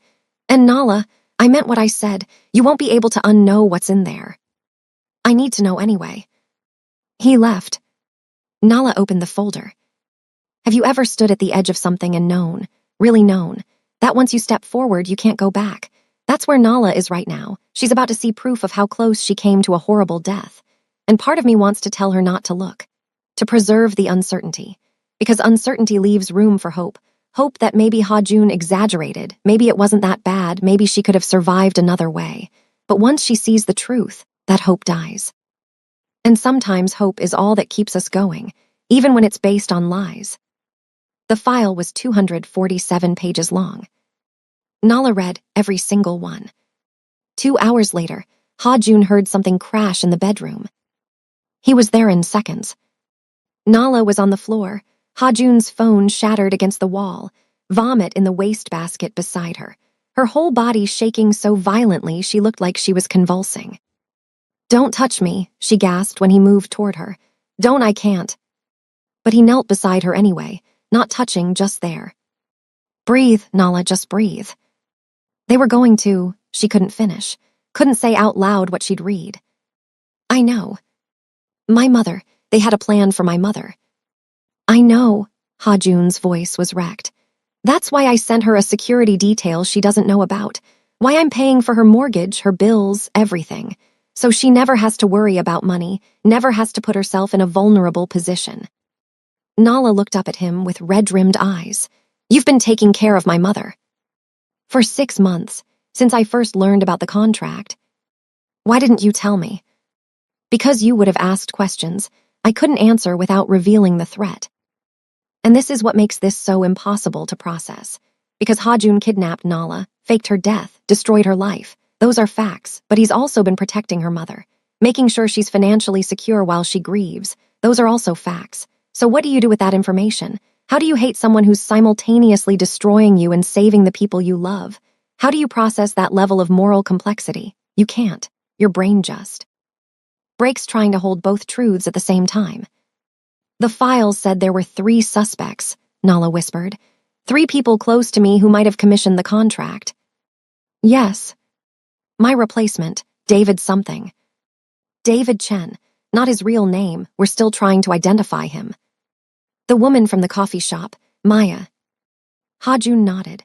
"Maya Santos, also likely an alias. She disappeared from Seoul the day after your death." "And the third," Nala's voice cracked. "The third was someone in your organization, someone you trusted." "Yes." "Who?" Ha-jun's jaw clenched. "I can't tell you that yet."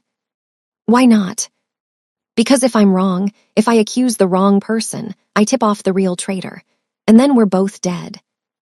Nala pushed herself up to sitting, leaning against the bed, exhausted. "So I'm supposed to just trust that you know what you're doing? Trust the man who kidnapped me?" "No," Ha-jun met her eyes. "You're supposed to survive long enough for me to prove I'm right, and then we deal with whoever tried to kill you." "And then what? I'm still dead, Ha-jun. There's no coming back from that." "I know. So this is my life now, forever, hiding, existing as someone else, never seeing my mother again." "Yes." The honesty was almost worse than a lie would have been. "I hate you," Nala said without heat, just fact. "I will hate you for the rest of my life." "I know that too." They sat in silence, 2 people trapped in a nightmare neither of them knew how to escape. Finally, Nala spoke again. "The file mentioned something else, something about why they wanted me dead beyond just the information I had." Ha-jun went very still. "What did it say?" "It said the contract was commissioned by someone who wanted you to suffer. That killing me quickly would have been inefficient. They wanted you to know what was happening to me, wanted you to feel helpless." "Yes. So this wasn't just about me. This was about hurting you through me." "Yes." Nala laughed bitterly. "I'm collateral damage in someone else's revenge plot. That's what my life has become." "You're not collateral damage." Ha-jun's voice was fierce. "You're the target because you matter, because hurting you is the only way to destroy me. And you thought the solution was to fake my death and lock me in a cage. I thought the solution was to make you untouchable. By making me disappear. By making you safe. Do you see what's happening here? They're both right and both wrong simultaneously. Ha-jun is right that faking Nala's death made her untouchable, can't kill someone who's already dead. But Nala is right that untouchable and safe aren't the same thing when untouchable means erased from existence. These are 2 truths that can't coexist, and yet they're both living in the reality where both are true. No wonder they're both drowning. Nala stood up slowly, every movement exhausted. "I need to sleep, real sleep, not nightmares. I can have a doctor prescribe something." "No," her voice was sharp. "No drugs. I wake up on my own terms from now on." Ha-jun nodded, understanding what she wasn't saying. She'd woken up drugged once. She'd never let him do that again. Okay, no drugs. He turned to leave. Ha-Jun. He stopped. The file said you've been investigating for 6 months. That means you've known someone in your organization wanted me dead for half a year. Yes. And you still don't know who. I have my suspicions, but I can't move until I'm certain. Nala's voice dropped to something dangerous. Then you better figure it out soon, because when you do, I want to be there when you confront them. I want to see the face of the person who tried to turn me into a torture victim. Ha-Jun turned around slowly. Nala. I'm not asking permission. I'm telling you. You want me to accept this prison? You want me to stop fighting you every single day? Then you give me that. You give me the person who did this. And then what? You kill them. I haven't decided yet. Her eyes were hard. But I deserve to look them in the eye and ask why I was worth destroying. Ha-Jun studied her for a long moment, seeing something shift in her, something hardening. Okay, he said quietly. When I know for certain you'll be there. Promise me. I promise. He left, and Nala stood in the middle of her prison, feeling something she hadn't felt since waking up in Shanghai. Purpose. Someone had tried to kill her. Someone had put a contract on her life that involved 3 days of systematic torture. Someone had wanted her to suffer. And she was going to find out who. This is the moment Nala stops being just a victim. This is when she starts becoming something else, something harder, angrier, more dangerous. And I don't know if that's empowerment or just another form of trauma. Is seeking revenge against the person who tried to kill you justice? Or is it just letting the violence reshape you into someone you never wanted to be? I don't have an answer. But I know this. Nala is changing. The woman who walked out of Ha-Jun's office 2 weeks ago wouldn't have said those words. But this woman, the one who's read 247 pages describing her own planned torture, she's different. And I'm not sure if that's survival or destruction. Ha-Jun brought her files. Not just about the contract, about everything. His entire operation, his associates, his enemies, his allies. If you're going to help find the traitor, he said, spreading documents across the dining table, you need to understand the full picture. Nala looked at the mountain of information. You're trusting me with this. You already know enough to destroy me. A few more files won't change that. She picked up the first folder. Financial records, shell corporations, money moving through channels designed to be untraceable. Walk me through it, she said. Everything, start from the beginning. So Ha-Jun did. For 3 days, they sat at that table. He explained the structure of his organization, the legitimate businesses that fronted for less legitimate ones, the partnerships that were really protection rackets, the investments that were actually money laundering. Nala took notes, asked questions, started seeing the patterns. Here, she said on the 3rd day, pointing to a transaction from 8 months ago. This doesn't fit. Ha-Jun leaned over to look. What do you mean? Every other transaction in this series goes through the same 3 shell corporations. But this one diverts through a 4th company I haven't seen anywhere else in your records. That's... Ha-Jun pulled up his laptop, cross-referenced the transaction. His face went pale. That's the account that paid for the contract. Nala's heart hammered. Can you trace who authorized it? It would have required C-level approval. That's only 4 people. You, obviously. Me, Minho, my CFO, Jaiwoo, my former fiancé, and... He stopped. And who? Sungmin, my head of security. 3 suspects in Ha-Jun's organization, 3 suspects connected to Nala personally. 6 possible traitors total. And Nala is realizing that the person who wanted her dead isn't some distant enemy. It's someone who's been close to both of them all along. Your head of security, Nala said slowly. The person responsible for protecting you has access to authorize payments for contracts to kill people you care about. He's been with me for 8 years. Which means he's had 8 years to plan this. Ha-Jun stood abruptly, paced to the window. If it's Sungmin, he knows every safe house, every security protocol, every weakness in my organization.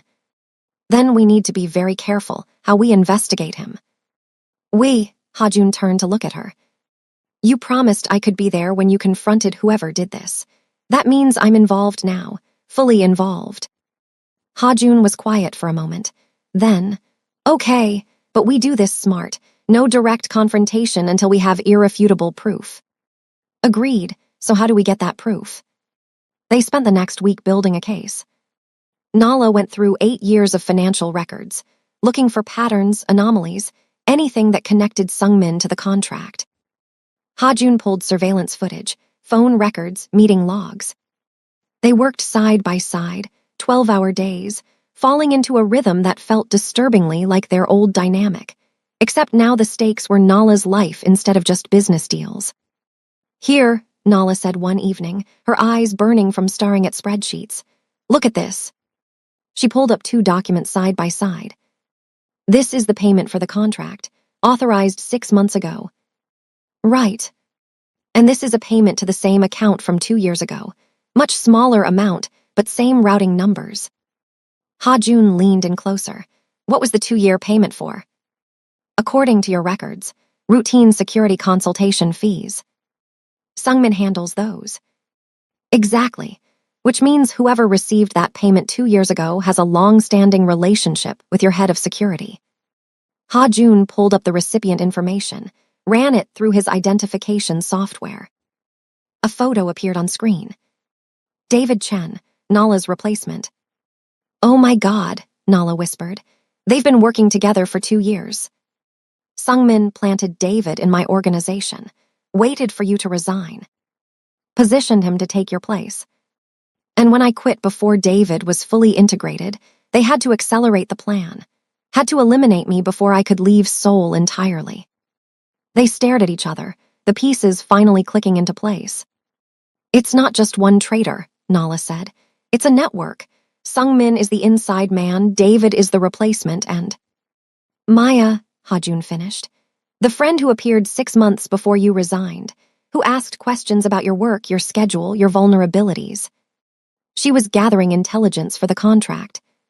Which means all 3 of them are working together. Nala sat back, her mind racing. But why? What do they gain from killing me, from destroying you?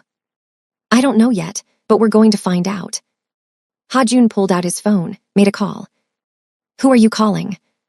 Someone I trust, the only person in my organization who I know isn't involved. A woman's voice answered. Nala couldn't hear the words, but Ha-jun's expression was grim. I need you to run a background check, he said in Korean. Sungmin full history, not the sanitized version he provided when I hired him. Everything, family, past employment, known associates, financial history. And I need it yesterday. He hung up. Who was that? Nala asked.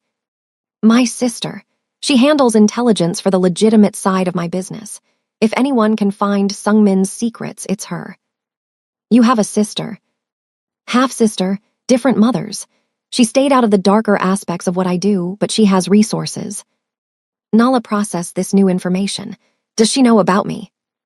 She knows I faked your death. She helped arrange the explosion, actually. Made sure no one was in the building when it happened. So she's an accessory to my kidnapping. She's an accessory to saving your life. From your perspective, Ha-jun didn't argue with that. His phone rang 30 minutes later.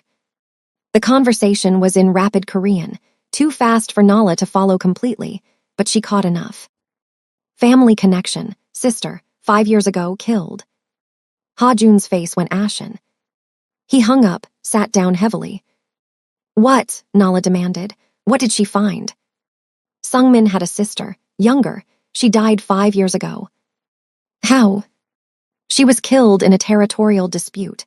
Wrong place, wrong time. Caught in crossfire during a deal I was negotiating with a Chinese syndicate. Nala's stomach dropped. You killed his sister. I didn't pull the trigger, but the meeting was mine, the deal was mine. She died because of my business. Ha-jun looked up at Nala, and she'd never seen him look so defeated. He's been planning this for 5 years, worked his way into my organization, gained my trust, became essential. Also, he could destroy me when the moment was right.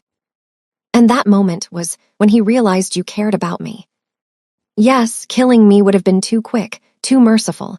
He wanted me to suffer the way he suffered, lose someone I loved, feel helpless to protect them. So this whole thing, the contract, the setup, everything, it was never about me at all. I was just leverage against you. You were the thing he could take from me that would hurt the most. Nala stood, walked to the window, stared out at mountains she still didn't recognize. I'm collateral damage in a revenge plot 5 years in the making. You're not. Don't, she cut him off. Don't tell me I'm not collateral damage when that's exactly what I am. Someone died because of your business 5 years ago, and now I'm paying the price. My life is gone because of something that happened before I even met you. Ha-Jun stood, moved toward her, stopped when she held up a hand. I need a minute. Nala. I said I need a minute. He left. Nala stood at the window, processing everything. She'd been angry at Ha-Jun for kidnapping her, for faking her death, for trapping her here. But Sungmin had orchestrated her torture, had planned 3 days of systematic horror, had wanted her to suffer in ways she still couldn't think about without feeling sick. And he'd done it for revenge. Revenge for a sister's death that Ha-Jun caused. Which made Ha-Jun both her savior and the reason she needed saving in the first place. Microreflection 52. The moral complexity of this situation is staggering. Ha-Jun's business killed Sungmin's sister. Sungmin retaliated by targeting Nala. Ha-Jun saved Nala by destroying her life. Who's the victim here? Who's the villain? The answer is everyone. They're all victims of a cycle of violence that started long before Nala entered the picture. That night, Nala couldn't sleep. She found Ha-Jun on the balcony at 2 a.m., staring at nothing.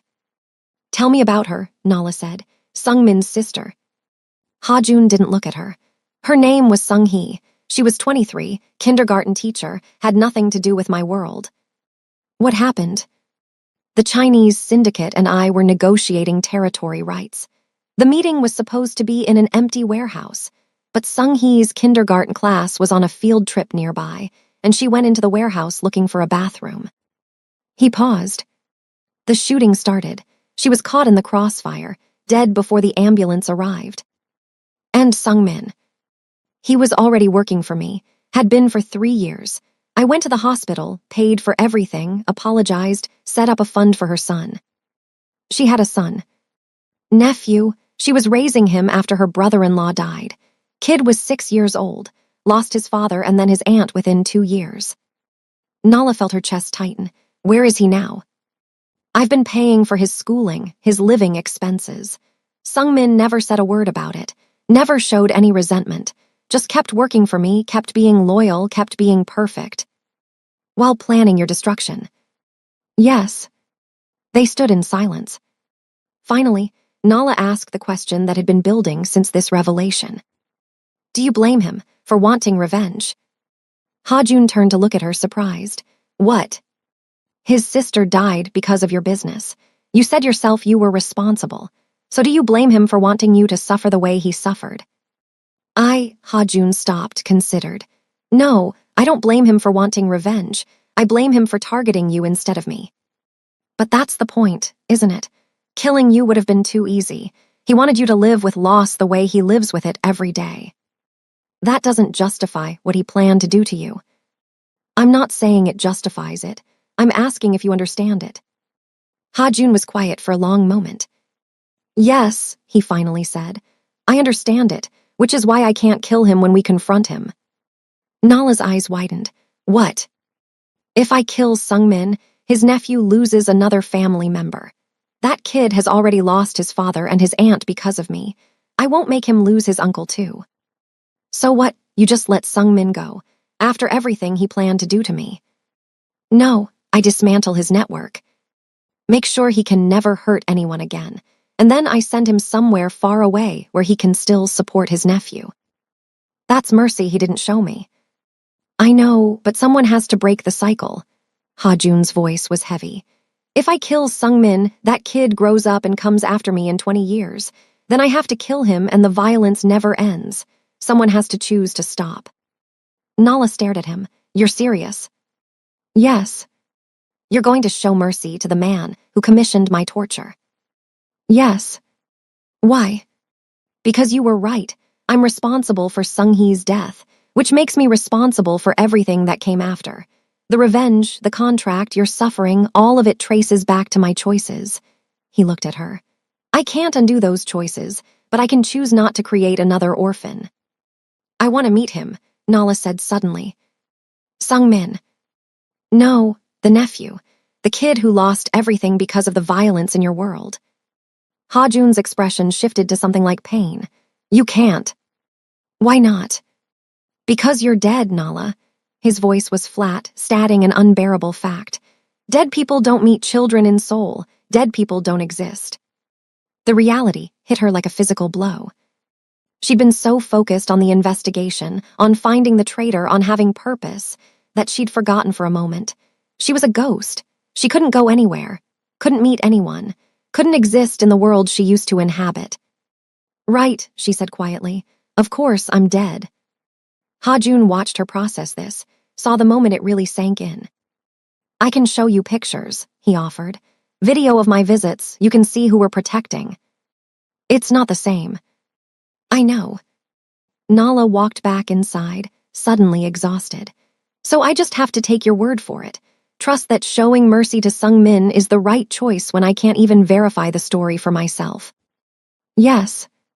Because I'm dead. Yes. She laughed bitterly. Do you know what the worst part of this is? It's not the imprisonment. It's not even the fear. It's the helplessness. I can't do anything. Can't verify anything. Can't meet anyone.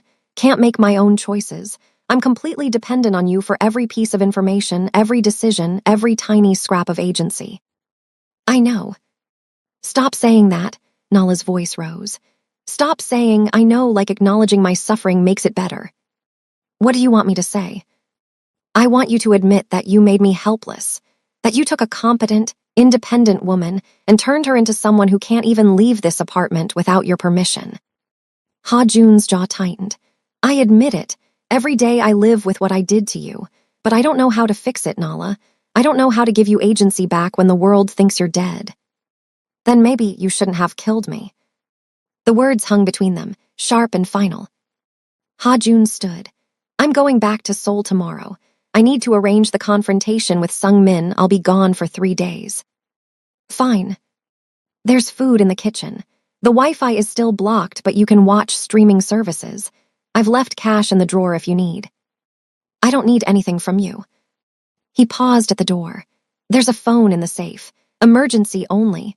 The code is your employee ID number from my office. Nala looked up sharply. A phone with service. Yes, it can only call one number, mine. But if something happens, if you need help, you use it. Why are you telling me this? Because I need you to know you're not completely powerless. If there's an emergency, you can reach me. He left before she could respond. Nala sat in the silence of her prison, processing everything. Then she went to the safe. Punched in the code, her old employee ID that she'd memorized 3 years ago. The safe opened. Inside was a phone, a plain, simple phone with one contact saved, Ha-jun. She picked it up, stared at it. One call, that was her agency. One call to the man who'd imprisoned her. She put the phone back and closed the safe. The illusion of choice is sometimes crueler than no choice at all. Ha-jun gave Nala a phone, but it only connects to him. Gave her emergency access, but only to her captor. It's control dressed up as care. Ha-jun returned from Seoul 4 days later, not 3. Nala had spent those 4 days reading every file he'd left, cross-referencing information, building her own understanding of his organization. When he walked in, she was waiting at the dining table with her notes spread out. You're back, she said without looking up. We have a problem. That made her look up. What kind of problem? Sung-min knows. We're investigating him. Nala's blood ran cold. How? Someone in my sister's office tipped him off. We have a second leak. So what does that mean? Ha-jun sat down heavily. It means Sung-min has disappeared, went underground, took David Chen and Maya with him. So we lost them. For now, but there's something else. He pulled out his laptop, turned it toward her. Sung-min left a message for you. On the screen was a video file. Nala's hand trembled as she clicked play. Sungmin's face appeared. Older than she expected, mid-40s, graying at the temples, eyes that looked tired and sad rather than angry. "Miss Washington," he said in perfect English. "By now you know who I am and what I planned for you. I want you to understand something. This was never personal. You seem like a good person. You didn't deserve what I had planned." He paused. "But Ha-jun deserved to lose you. The way I lost my sister. The way my nephew lost his aunt. The way dozens of families have lost people because of his business." Another pause. "He killed you to save you, which means he finally understands what it feels like to destroy something you love. That was always the point, not your suffering, his." Sungmin leaned closer to the camera. "You're probably wondering if I'll try again, if I'll find you wherever he's hidden you. The answer is no. I accomplished what I set out to do. Ha-jun is living with the guilt of your death every day. That's enough for me." He smiled sadly. "Live well, Miss Washington. You're free of him now, free of his world. Use that freedom better than I used mine." The video ended. Nala stared at the blank screen, her mind reeling. "He thinks I'm free," she finally said. "He thinks you chose this, chose to disappear, to start over away from me. He doesn't know you're keeping me here." "No." Nala laughed bitterly. "So Sungmin thinks his revenge worked, thinks you lost me, thinks you're suffering. Meanwhile, I'm the one who lost everything, and you—" She stopped. "What are you getting out of this, Ha-jun? If everyone thinks I'm dead, if Sungmin got his revenge, if the threat is over, why am I still here?" Ha-jun was quiet for a long moment. "Because I can't let you go. The threat is over. Sungmin isn't coming after me. You said so yourself. There are other threats, other people who might." "Stop lying." Nala's voice was hard. "The contract is void. The revenge is complete. I could disappear with a new identity tomorrow and no one would look for me. So why am I still in this apartment?" Ha-jun met her eyes, and for the first time, he looked genuinely guilty. "Because letting you go means never seeing you again, and I'm too selfish to do that." The admission hung in the air between them. "So this isn't about my safety anymore," Nala said slowly. "This is about your feelings." "It was always about my feelings. I just convinced myself it was about your safety. You're keeping me prisoner because you can't handle losing me." "Yes." The honesty was devastating. "That's sick, Ha-jun." "I know. That's not love, that's obsession." "I know that too." Nala stood, paced, her mind racing through options, possibilities, escape routes. "What if I promised to stay in contact? What if you gave me a new identity and let me go, and I called you once a month, once a week even? You'd disappear the first chance you got, and you'd be right too. So you're just going to keep me here forever, keep me locked up because you're too broken to let me go." "Yes," Ha-jun's voice cracked, "until I figure out how to be the kind of man who can." This is the moment the tragedy crystallizes. Ha-jun knows what he's doing is wrong. He's self-aware enough to understand his own sickness, but he's not strong enough to change it. And that makes it worse, somehow. Because at least if he thought he was justified, Nala could hate him cleanly. But this is a man admitting he's destroying her for purely selfish reasons and doing it anyway. Nala walked to her room and locked the door. For 3 days, she didn't speak to him. For 3 days, she planned. And on the 4th day, she tried to escape. Nala had been watching the patterns for 2 weeks. Ha-jun left for Seoul every Monday and Thursday, gone for exactly 8 hours. He'd return with groceries, files, updates on the investigation that no longer mattered because Sungmin had disappeared. The security system had a 30-second delay when Ha-jun opened the front door. 30 seconds while it recognized his biometrics and disarmed. 30 seconds was enough. On Thursday morning, Nala pretended to be asleep when Ha-jun checked on her before leaving. She heard the door close, heard his car start in the driveway below. She waited 5 minutes to be sure. Then she moved. She'd spent 2 weeks loosening the window frame in the bathroom, the one room Ha-jun never entered, giving her privacy at least in that. Small movements every day, patient, methodical. The window popped open. 3 stories up, no fire escape, but there was a drainage pipe and a narrow ledge. Nala had climbed worse in her college rock climbing days. She squeezed through the window, gripped the pipe, started descending. Her hands were shaking. Her heart hammered so hard she thought it might burst. Don't look down, just move, one hand at a time. Halfway down, the pipe shifted. Nala froze, pressed against the building, barely breathing. The pipe held.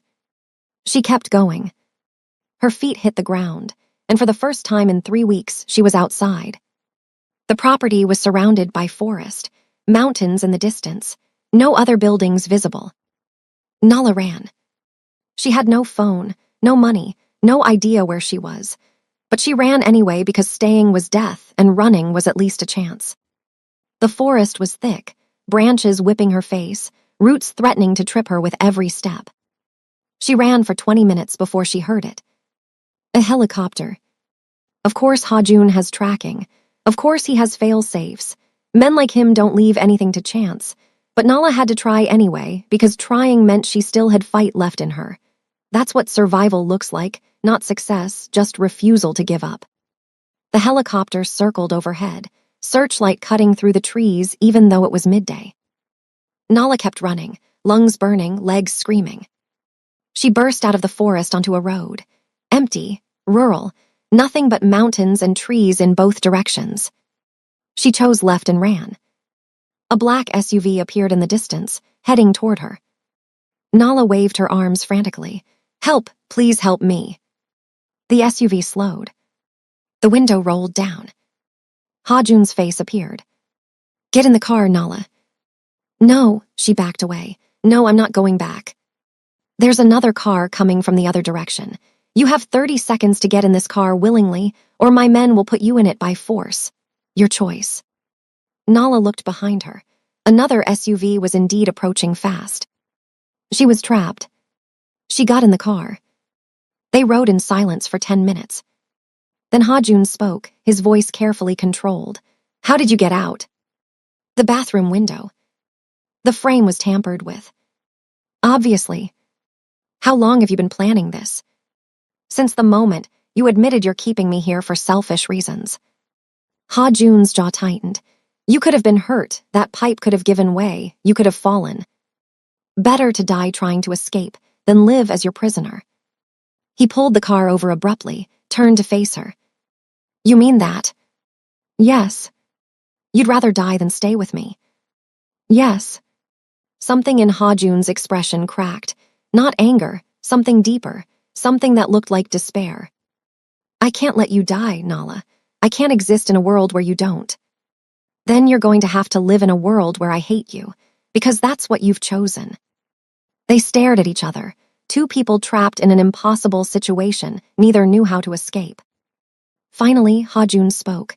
When we get back to the house, you'll find your bathroom window has been replaced with reinforced glass. All windows have. The entire property is now monitored by motion sensors. If you step outside without me, I'll know within seconds. So you're making the cage smaller. I'm making it safer. It's the same thing. I know. They drove back in silence. That night, Nala stood in the shower until the water ran cold. She'd failed. She tried to escape and failed, and now her prison was even smaller than before. The escape attempt changed things between them. Not better, not worse, just different. Hajun stopped pretending this was temporary. Stopped talking about when it's safe, or once we resolve this.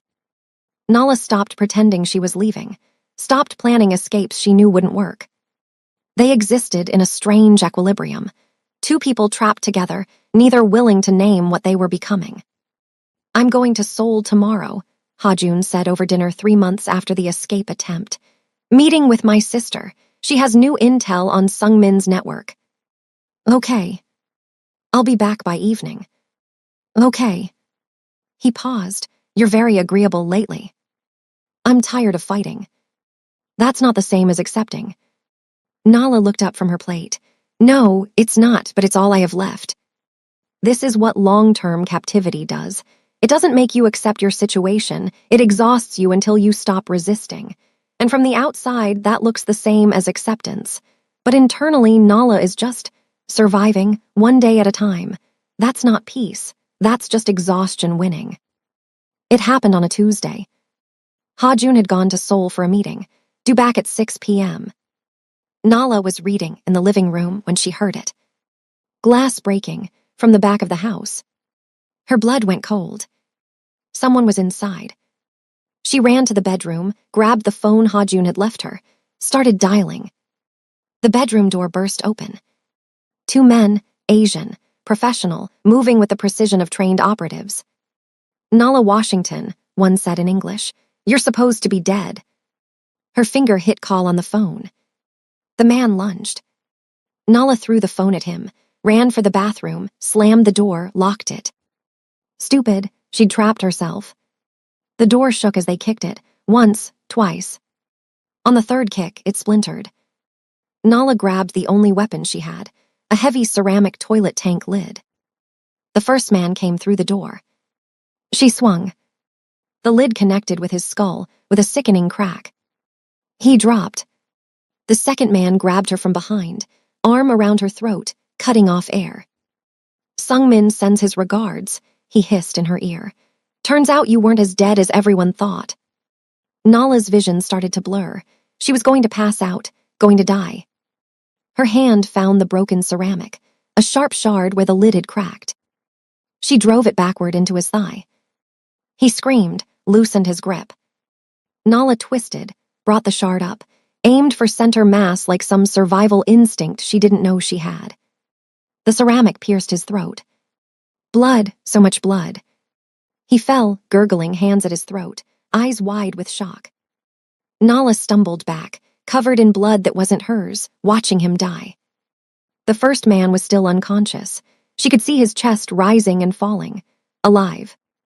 But the second man, she'd killed him. She'd actually killed someone.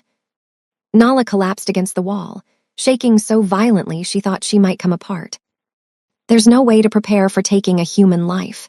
Your brain doesn't have a framework for it. And the thing that breaks you isn't the violence itself. It's the moment after when you realize you're capable of it. That changes you. Forever. She was still sitting there, drenched in blood, when Ha-jun burst through the door 20 minutes later. He took in the scene instantly. The dead man, the unconscious one, Nala covered in blood. "Are you hurt?" His voice was sharp, controlled. Nala couldn't speak, just shook her head. Ha-jun pulled out his phone, made a call in rapid Korean. Then he knelt in front of Nala, carefully not touching her. "Nala, look at me." She did. "You did what you had to do. You survived. That's all that matters." "I killed him," her voice came out broken. "I killed someone." "Yes, and if you hadn't, you'd be dead right now." I can't." "Breathe, just breathe. My people are on their way. They'll clean this up." "Clean up. There's a dead body." "This is my world, Nala. I know how to handle dead bodies." The matter-of-fact way he said it should have horrified her. Instead, it was almost comforting. At least someone knew what to do, because she certainly didn't. Ha-jun's team arrived within the hour. Professional. Efficient. They took the body, revived the unconscious man long enough to question him, then took him too. Nala never asked what happened to him, didn't want to know. By the time they left, the bathroom looked like nothing had happened. But Nala's hands were still shaking. Ha-jun ran her a bath, left clean clothes on the counter, then disappeared to give her privacy. Nala sat in the hot water, watching blood swirl down the drain, and realized something that made her stomach turn. She could never go back. Even if Ha-jun gave her freedom tomorrow, even if the threats were eliminated, even if she could somehow return to her old life. She was a killer now. She'd crossed a line that couldn't be uncrossed. And her mother, her kind, gentle mother who'd raised her to believe in peace and nonviolence, could never know what she'd become. This is the moment Nala loses her last hope of returning to her old life, not because of Ha-jun, not because of circumstances, but because of what she did to survive. And that realization is its own form of death. She found Ha-jun in his office an hour later. "How did they find me?" she asked. He looked up from his laptop. "Sungmin didn't disappear. He went underground to regroup, had people watching my properties. When I started visiting here regularly, they put it together." So this is your fault? Yes. And now what? They know I'm alive. They know where I am. They knew, past tense. The two men who came here were the last of Sungmin's network. At least, the last who knew about you. You're sure? My sister extracted that information from the man you knocked unconscious. Before he... Hajun paused. Before he stopped being able to provide information. Nala didn't ask for clarification. Didn't want it. So it's over. Finally over. The immediate threat is over. But Sungmin is still out there somewhere. And as long as he's alive. Then find him. Nala's voice was hard. Find him and end this, because I can't. Her voice cracked. I can't kill anyone else, Hajun, I can't. He stood, moved toward her, stopped when she held up a hand. I'll find him, he promised. Whatever it takes. That night, Nala couldn't sleep. Every time she closed her eyes, she saw the man's face. The shock in his eyes as the ceramic shard entered his throat. The blood. At 2 a.m., she gave up trying. Found Hajun on the balcony. Can't sleep either, she asked. Rarely do anymore. She sat beside him. Not close, but closer than she'd allowed herself in months. I keep seeing it, she said quietly. His face, the moment he realized he was dying. That never goes away. You sound like you know from experience. I've killed 17 people personally, more by proxy. The faces don't fade, Nala, you just learn to live with them. How? Hajun was quiet for a long moment. You accept that you're not the person you were before. That survival required you to become someone different, someone harder, and you decide whether that person is worth being. And is he, are we worth it? I don't know, but we're alive. That has to count for something. They sat in silence, two people who'd both crossed lines they couldn't uncross, trying to figure out if survival was the same thing as living. I can never go back to my mother, Nala said finally. Even if you found a way to bring me back from the dead, even if it was somehow safe, I can't look her in the eye knowing what I've become. I know. So I'm staying here, not because you're keeping me prisoner, but because there's nowhere else for me to go. Hajun turned to look at her. That's not acceptance. No, it's resignation, but it's all I have. I'm sorry.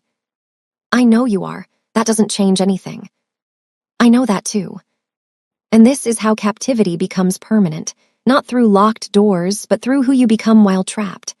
Nala killed to survive, and that act destroyed her last hope of returning to her old life. Now she stays not because Hajun won't let her go, but because she has nowhere to go. That's the cruelest prison of all. Week 3, Nala started researching. She had internet now, full access. Hajun had unlocked everything after the attack, realizing that isolation wasn't protection, it was just torture. She looked up her own death. Found the news articles, the obituaries, the closed casket funeral her mother had held. There were photos.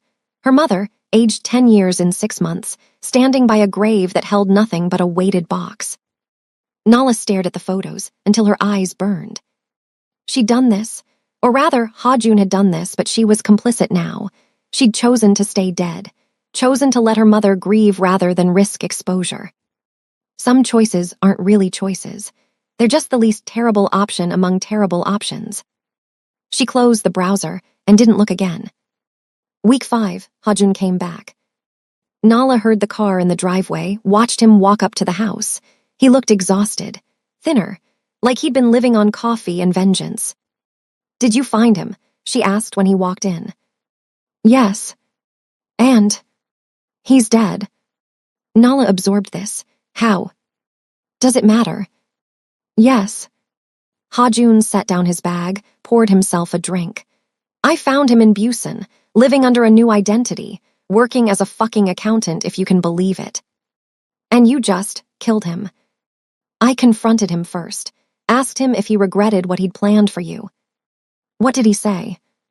He said he regretted that it didn't work, that you surviving meant I didn't suffer enough. Nala's chest tightened. So you killed him? Yes, quickly, painlessly, more mercy than he deserved. What about his nephew, the kid? Hajun's expression shifted to something pained. I set up a trust, anonymous. He'll never know it came from me. He'll never know his uncle tried to torture someone. He'll just grow up with financial security. Blood money. Better than no money. They stood in silence. Is it over? Nala finally asked. Really over this time? Yes, Sung Min's network is dismantled. David Chen and Maya Santos are in the wind, but they're cut off from resources. They're not coming after you. So I'm safe. Yes. And still dead. Yes. Nala walked to the window, looked out at mountains she'd memorized over 6 months of captivity. What happens now? She asked quietly. Ha-jun came to stand beside her, not touching, just present. That's up to you. Is it, really? Yes, the threats are gone. You're safe. If you want to leave, if you want me to set you up somewhere far from here with a new identity and enough money to start over, I'll do it. I'll let you go. Nala turned to look at him. You mean that? Yes. Why now? Why not before? Because before I was too selfish, too broken, too terrified of losing you. He met her eyes. But I've spent 5 weeks hunting the man who wanted to hurt you, and I realized something. Keeping you trapped here, watching you suffer, watching you become someone you never wanted to be, that's hurting you too. Maybe not the same way Sung Min wanted to hurt you, but it's still damage, and I can't keep doing it. This is what growth looks like in someone as damaged as Ha-jun. Not suddenly becoming healthy, not magically fixing himself, just recognizing that his love is causing harm and choosing to stop. That's not redemption, but it's something. So I can leave, Nala said. Just like that, walk away and never see you again. Yes. And you won't track me, won't send people to check on me, won't show up in whatever city I choose. No, if you leave, you're free, completely free. Nala turned back to the window. Freedom, the thing she'd wanted desperately 6 months ago, the thing she'd tried to escape for, the thing she'd dreamed about every single day. And now it was being offered, and all she felt was empty. I killed someone, she said quietly. 5 weeks ago, I killed a man with a piece of ceramic because he was trying to kill me. And you know what the worst part is? What? I don't regret it. I'm traumatized by it. I have nightmares about it, but I don't regret it because he was going to kill me and I chose to live. She turned to face Ha-jun. And that means I'm not the woman I was when I worked for you. I'm not even the woman I was when you kidnapped me. I'm someone different now, someone harder, someone who kills to survive. Nala. My mother wouldn't recognize me. My old friends wouldn't recognize me. Hell, I don't recognize me. Her voice cracked. So where would I even go? Back to America? To what? I'm legally dead. I have no identity, no history, no life to return to. You could build a new one. As who? Mina Chen, the woman who appeared out of nowhere with a fake past, living on money I can't explain in a life I didn't choose. She shook her head. That's not freedom, Ha-jun. That's just a different cage. Then what do you want? Nala looked at him. This man who'd destroyed her life to save it, who'd killed for her, who'd offered her freedom even though it would destroy him. I don't know, she admitted, but I know I can't go back to who I was, and I know I'm too tired to build something entirely new, so maybe I just stay, not because you're keeping me here, but because there's nowhere else for me to go. Ha-jun's expression was unreadable. That's not the same as accepting this life. No, it's not, but it's honest. She moved closer to him. You asked me once what I felt, if I felt this pull between us, and I said yes. I hated myself for it, but yes. And now? Now I've killed someone. Now I've become someone my mother wouldn't recognize. Now I'm legally dead with no way back. She looked up at him.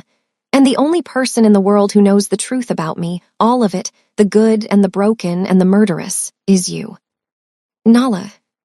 I'm not saying I forgive you. I'm not saying this is love. I'm just saying, she took a breath.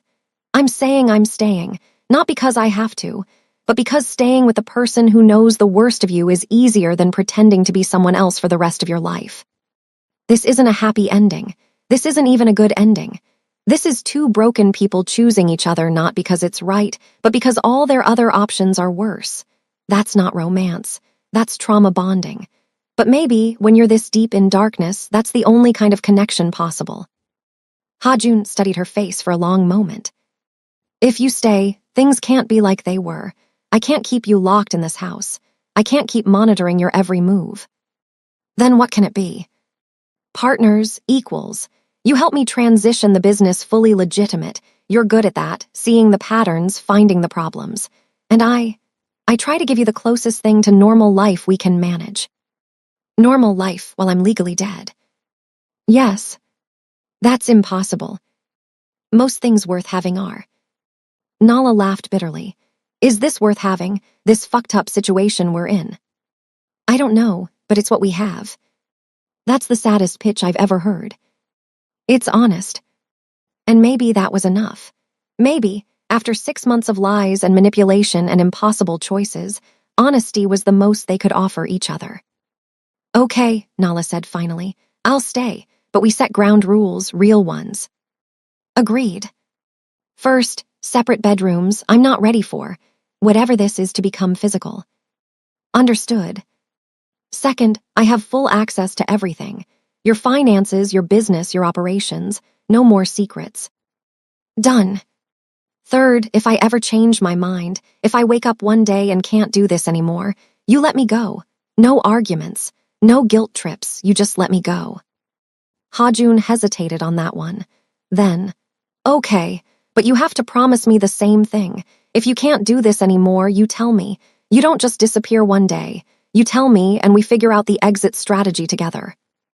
Deal. They shook hands like they were sealing a business contract, which, in a way, they were. A contract to survive together in the aftermath of choices neither of them could undo. The first 3 months were the hardest. Nala and Hajun lived in the same house like polite strangers. Separate bedrooms, separate routines, carefully choreographed avoidance. Good morning, one would say. Morning, the other would reply. And that would be the extent of their interaction until dinner, which they ate in silence more often than not.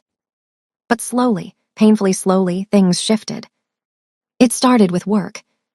Hajun had meant what he said about going legitimate. He brought Nala his entire operation, laid it bare, asked her to help him find the path from criminal enterprise to legal business. This is a mess, Nala said, looking at the financial records spread across the dining table. I know. Half of these revenue streams are untraceable. A quarter are definitely illegal. And the rest exist in gray areas that will get you investigated the moment anyone looks too closely. Can it be fixed? Nala studied the documents for a long moment. Yes, but it'll take years, and you'll lose about 60% of your current income. I don't care about the money. Liar, everyone cares about money. I care about money, Hajun corrected. I just care about not going to prison more. Nala almost smiled. Okay, then we start here. She pointed to a shell corporation, buried in the organizational structure.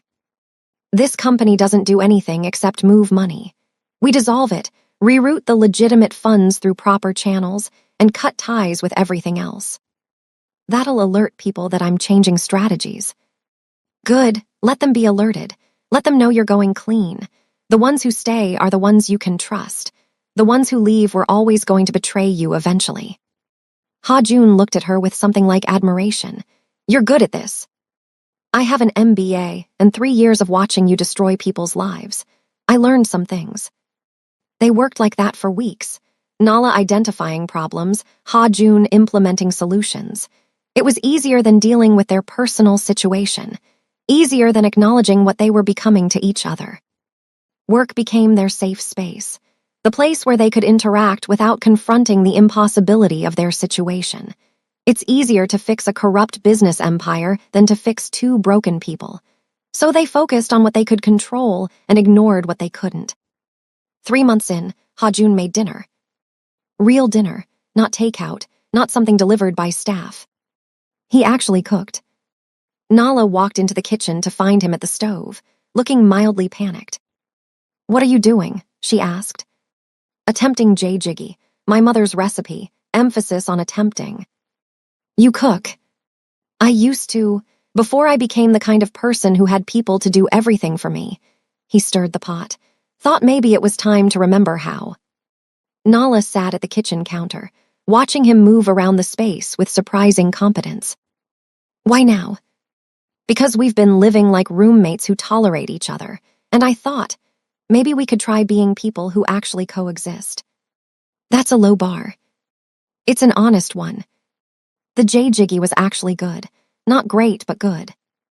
They ate at the kitchen counter instead of the formal dining table. It felt less like a negotiation and more like normal.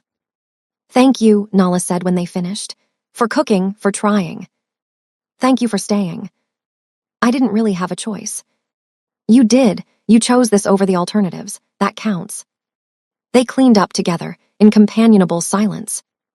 And something shifted, not dramatically, not into love or forgiveness. Just into less loneliness. I found a therapist, Hajun announced one morning over coffee. Nala looked up, surprised. You actually did it. You made it a condition of you staying. I'm keeping my word. How does that work? Do they know about everything? She knows I have a complicated past and that I'm trying to transition to a different life. She doesn't need to know specifics. And me, does she know about me? Hajun hesitated. She knows I'm in a complicated relationship with someone who's been through trauma. She doesn't know you're legally dead. So more lies. Strategic omissions. That's the same thing. In my world, there's a difference. Nala sipped her coffee. Is it helping, the therapy? I don't know yet. She says I have severe attachment disorder stemming from childhood abandonment and compounded by years of operating in high-stress, morally compromised environments. That's a fancy way of saying you're fucked up. Essentially, yes. Did she say anything about kidnapping people you love? Hajun's expression tightened. She said that control becomes survival mechanism when you've lost everything that mattered before. That people who have experienced profound loss sometimes try to prevent future loss through any means necessary, even destructive ones. So she's giving you psychological justification for destroying my life. No, she's giving me framework to understand why I did it. That's not the same as justification. He looked at Nala. She also said I need to stop seeing you as something I saved and start seeing you as someone I harmed, even if the harm prevented worse harm. Nala was quiet for a moment. She's right. I know. Are you actually going to do it? Change how you see this? I'm trying. That's all I can promise. Therapy doesn't fix people overnight. It doesn't magically make abusers stop being abusive or give victims closure. But it's a start. It's someone acknowledging that they're broken and just attempting to be less broken. That's not redemption, but it's movement. Nala stood up. I want to see a therapist too. Hajun looked surprised. Okay, I'll find someone. No, I'll find someone. Online therapy. Someone who doesn't know you, doesn't know your world, doesn't know anything except what I tell them. What will you tell them?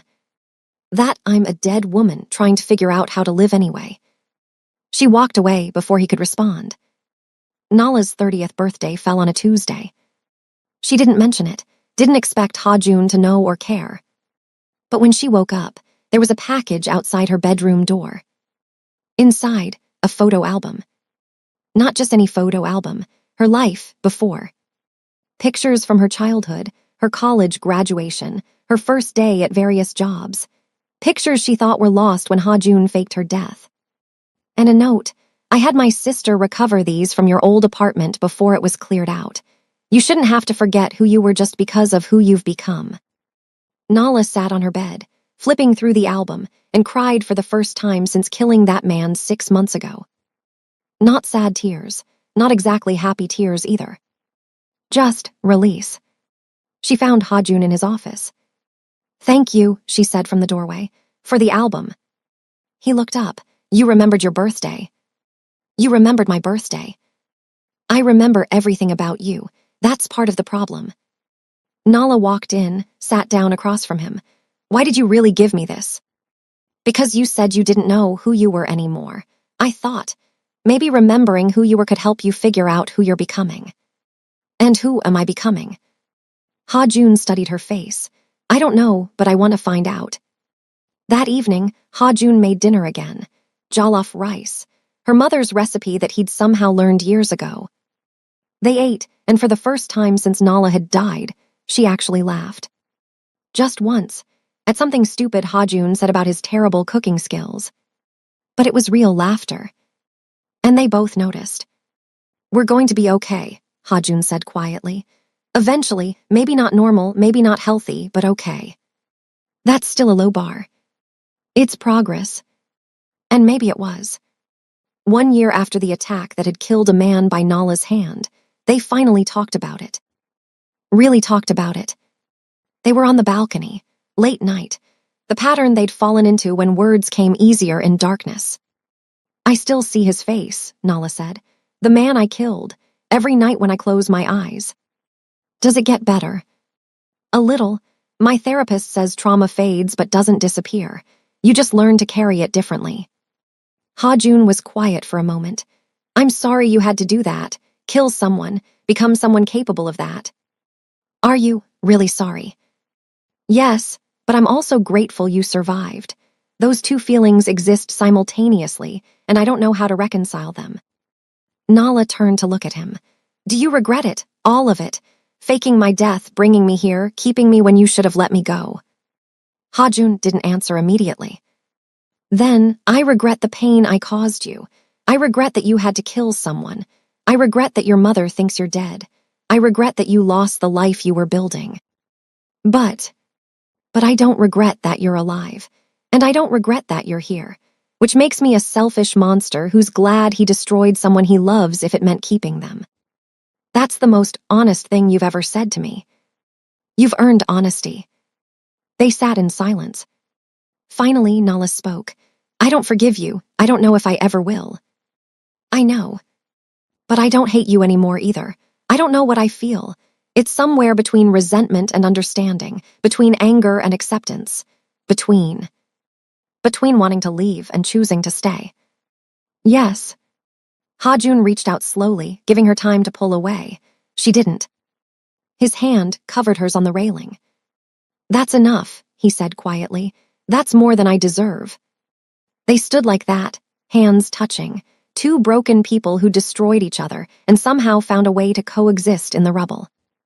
This isn't love, not yet, maybe not ever, but it's something.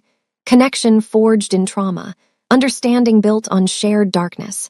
It's not healthy. It's not what either of them would have chosen in a different life, but it's what they have. And sometimes survival means accepting what you have instead of mourning what you lost. It happened on a random Thursday. They were working late on Ha-jun's business transition, numbers and projections and legal frameworks. Nala found an error in the calculations, and Ha-jun leaned over to look at her screen. Closer than they usually allowed. She could smell his cologne, feel the warmth of him. "Here," she said, pointing. "This number doesn't account for the international tax implications." "You're right, good catch." He should have moved away then. He didn't. Neither did she. "Nala," he said quietly. Don't what? Don't ask me something I'm not ready to answer." "I'm not asking anything, I'm just here." She turned to look at him, really look at him. This man who'd saved her and destroyed her in equal measure, who'd given her nightmares and also given her purpose, who'd taken everything and somehow given her something too. "I don't know what this is," she whispered, "what we are. We don't have to define it. Everything in my life has been defined by you, my death, my imprisonment, my survival. I need this, whatever this is, to be something I choose. Then choose it or don't. I'll accept either one." Nala studied his face, saw the exhaustion, the guilt, the hope he was trying to hide. She kissed him. Not passionate, not desperate. Just contact, a decision made, a line crossed. When she pulled back, Ha-jun's eyes were closed. "Was that a choice?" he asked quietly, "or an accident?" "I don't have accidents anymore. Everything I do now is deliberate." He opened his eyes. "And what exactly did you just choose?" "I don't know yet, but I guess we'll find out." That night, Ha-jun still slept in his room. Nala still slept in hers. But something had changed. They'd chosen to be more than prisoners and jailer. More than survivors of the same trauma. They'd chosen to see where this impossible thing between them could go. Is this Stockholm Syndrome? Trauma bonding? Two broken people confusing shared damage for connection. Maybe, probably. But at a certain point, labels stop mattering. What matters is that Nala made a choice, maybe the first real choice she'd made since Hajun destroyed her life. And that choice was to stop running from what they were becoming. That's not redemption. That's not healing. That's just two people deciding that damaged connection is better than none at all. They became lovers slowly, carefully, like two people handling something fragile that might shatter. Hajun never pushed, never demanded. Nala set the pace, and he followed. Some nights she'd come to his room, other nights she'd stay in hers. He never asked why, never questioned the inconsistency. "I'm allowed to be inconsistent," she told him once. "You destroyed my life. The least you can do is accept my contradictions." "I accept everything about you," he replied. "The parts that love me and the parts that still hate me. Good because both exist, simultaneously, forever." "I know." They worked during the day, transforming his empire piece by piece. Nala was good at it, better than good. She could see patterns, solutions, ways to make legitimate what had been built on blood. At night, they existed in their strange equilibrium, sometimes touching, sometimes distant, always honest about the impossibility of what they were. This is what trauma bonding looks like when it evolves. Not healing, they're both still broken, but adaptation. Learning to survive together instead of despite each other. It's not healthy, but it's functional. And sometimes that's all you can ask for. Nala's breaking point came on her mother's birthday. She'd been watching from afar for 3 years. Hajun had given her access to surveillance, not close enough to be detected, but close enough to see. Her mother had aged, gray hair now, deep lines around her eyes. She lived alone in the same house, kept Nala's room exactly as it had been. A shrine to a dead daughter. That night, Nala couldn't sleep, couldn't breathe. She found Hajun in his office at 2 a.m. "I need you to tell her," Nala said. He looked up. "Tell her what?" "That I'm alive. You don't have to tell her where I am, just let her know I didn't die in pain, that I'm okay, that I think about her every day." "Nala, we can't." "I'm not asking." Her voice cracked. "I'm begging. I've watched her grieve for 3 years. I've watched her sit at my grave every Sunday. I've watched her turn into a ghost because she thinks I'm dead. Please, you owe me this." Hajun stood, moved toward her. "If I tell her you're alive, she'll want to see you." "Then tell her she can't. Tell her it's not safe. Tell her whatever you need to tell her, but let her know I'm alive. And when she asks why you haven't contacted her yourself, tell her the truth." Tears streamed down Nala's face. "Tell her I'm not the daughter she raised anymore. Tell her I've done things she wouldn't forgive. Tell her I'm keeping my distance to protect her from what I've become." Hajun pulled her close. She collapsed against him, sobbing in a way she hadn't since the night she killed a man. "Okay," he said quietly. "I'll tell her. But Nala, once she knows you're alive, there's no taking it back. She'll grieve differently. She'll wait for you to come home, and you never will." "I know, but at least she won't be mourning a corpse. She'll be mourning a choice. That's different." "Is it?" "It has to be." Hajun sent someone he trusted. Not himself, too dangerous, but someone who could deliver the message with the weight it deserved. The message was simple. Your daughter is alive. She can't come home. She thinks of you every day. She loves you. She's sorry. Nala watched the surveillance footage of her mother receiving the news. Watched her collapse. Watched her cry, not grief tears, but something more complicated. Relief mixed with anguish. Joy mixed with abandonment. "She's asking where you are," Hajun said, standing behind Nala as they watched the screen. "Demanding to see you. Tell her no. She's your mother. And I'm a killer who's sleeping with the man who faked my death. What exactly am I supposed to say to her? Hi, Mom. Sorry I've been dead for 3 years, but I'm actually alive and living with my former boss who kidnapped me, and also I murdered someone with a ceramic shard." Nala's voice broke. "She doesn't get to know this version of me. She gets to remember the daughter she raised. That's kinder." "That's cowardice." "Maybe, but it's my choice." Hajun wrapped his arms around her from behind. "I'm sorry for all of it." "I know, that doesn't change anything." They stood there, watching Nala's mother demand answers she'd never get, grieve a daughter who was alive but unreachable. Some deaths are physical, others are just distance. Both leave bodies behind. Her mother gets to know Nala is alive but can never see her. That's almost crueler than death. At least death has finality. This is perpetual waiting, perpetual hope that will never be fulfilled. Nala chose this, chose to give her mother the knowledge without the reunion, and that choice will haunt them both forever. They'd been together, really together, for 3 years when Hajun asked the question. Not marriage, they couldn't legally marry. Nala was dead. But commitment, partnership, something that named what they'd become. "Move your things into my room," he said one morning over coffee. Nala looked up. "What?" "You're in there 5 nights a week anyway. The other 2 nights you sleep alone because you need space. I understand that, but your things are still in the other room like you're visiting, like you might leave any day." "I might."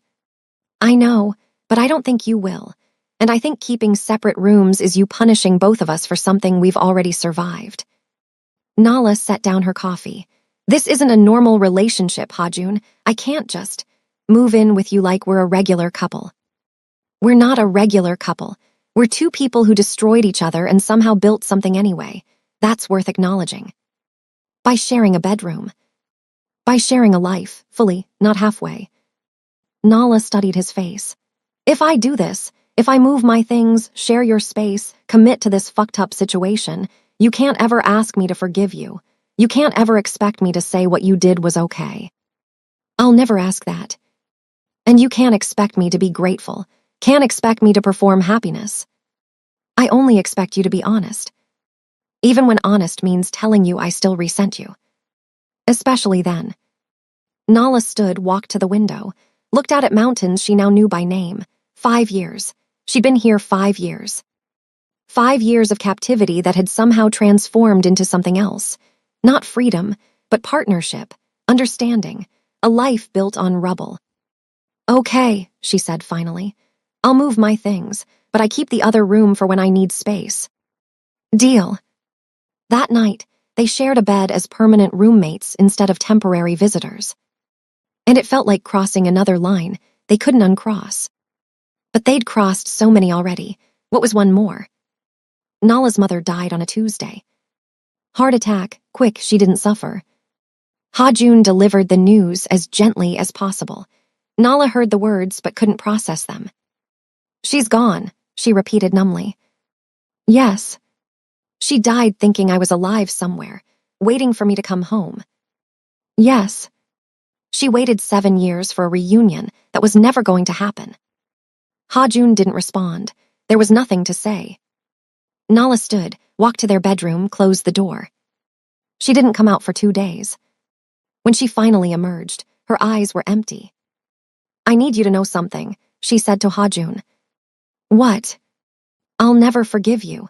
For the rest of my life, for the rest of this fucked up relationship we have, I will never forgive you for making me choose between my safety and my mother, for making me stay dead while she was alive. I know. She died waiting for me, that's on both of us, but mostly you. I know. And I'm staying anyway, because leaving now doesn't bring her back, it just makes her death meaningless." Hajun moved toward her slowly. "I'm sorry for everything I've taken from you." "Stop saying you're sorry, it doesn't fix anything." "Then what can I say?" "Nothing, there's nothing left to say." She let him hold her while she didn't cry, couldn't cry, had cried herself empty over 2 days. They stood in silence, 2 people bound by choices that had killed parts of both of them. Her mother died waiting. That's the cost of Nala's survival. That's the price of the life she chose. And there's no redemption from that, no forgiveness, just the weight of it carried forever. 10 years after her death, Nala Washington. Now just Nala, no last name, no identity beyond what she'd built with Hajun, stood on their balcony.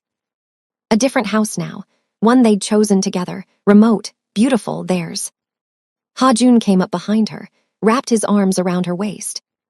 "What are you thinking?" he asked. "That I don't remember who I was before you." "Is that good or bad?" "I don't know, both maybe." She turned in his arms, looked up at him, gray in his hair now, lines around his eyes. They'd grown older together in this impossible life. "Do you love me?" she asked. Yes, desperately, completely. Even though I'll never forgive you. Especially because of that. Because you're honest enough to stay without lying about what it cost.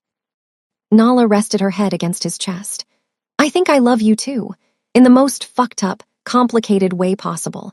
I love you and I resent you, and I can't imagine my life without you even though you destroyed the life I had.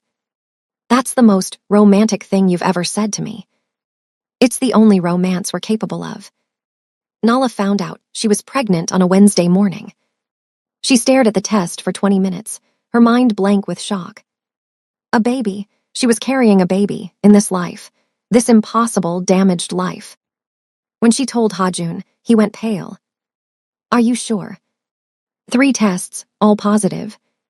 What do you want to do? That was the question, wasn't it? What did she want?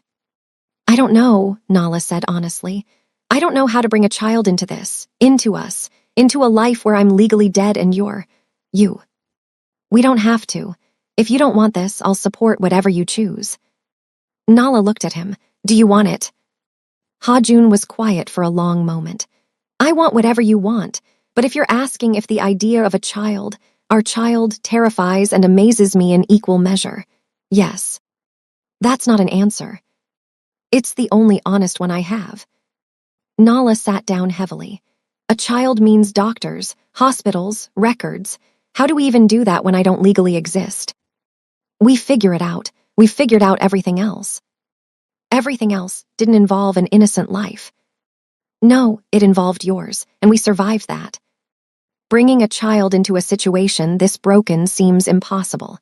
But then again, everything about Nala and Hajun's life was impossible. Maybe impossible is just what they do. She kept the baby.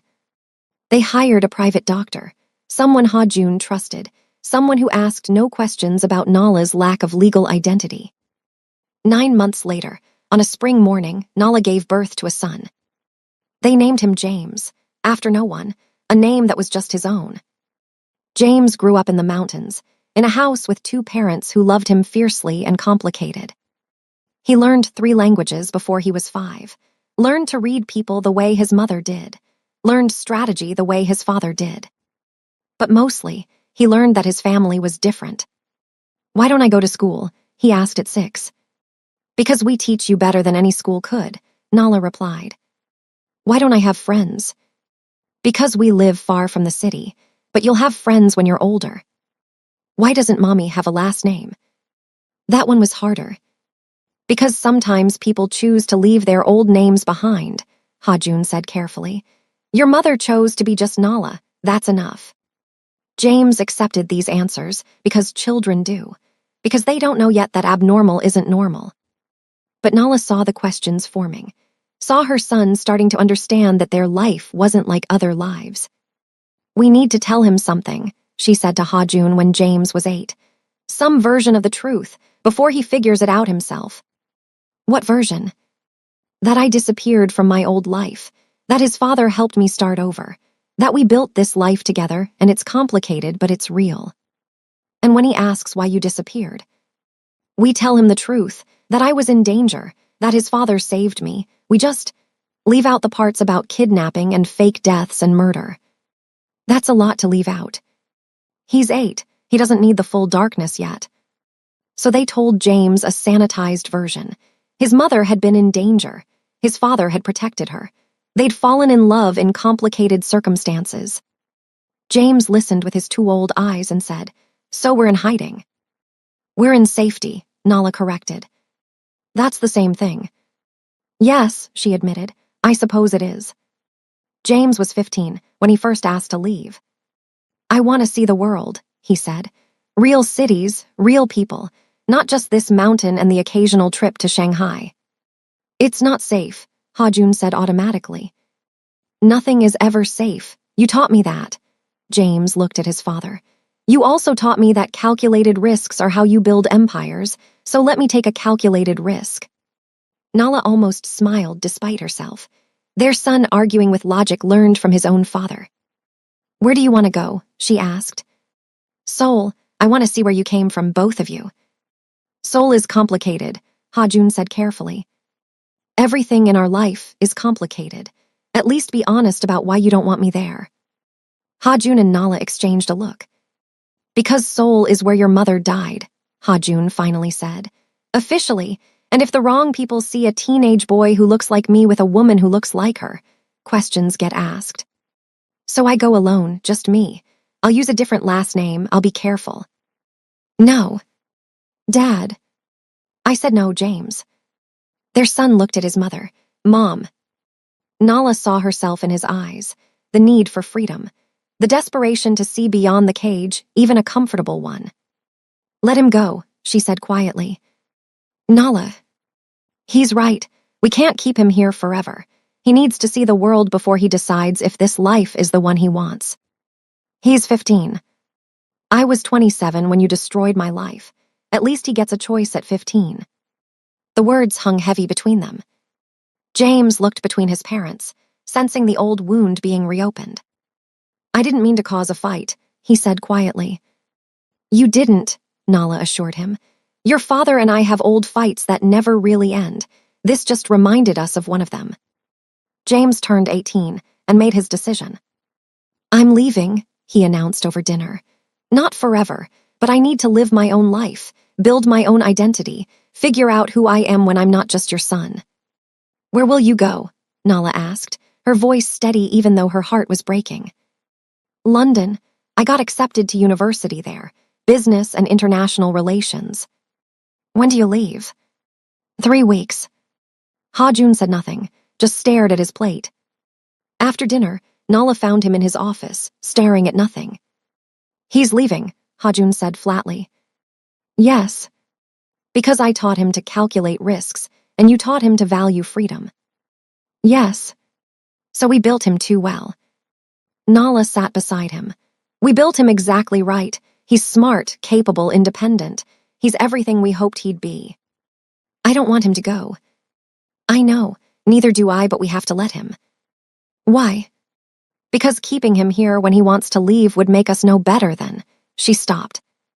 Then what I did to you, Hajun finished. Yes. They sat in painful silence. I finally understand, Hajun said quietly. What I did to you, really understand. Because watching our son want to leave, knowing I could stop him, knowing I have the resources and power to keep him here, and choosing not to, his voice cracked. That's the hardest thing I've ever done. That's love, Nala said. Real love, letting go when you want to hold on.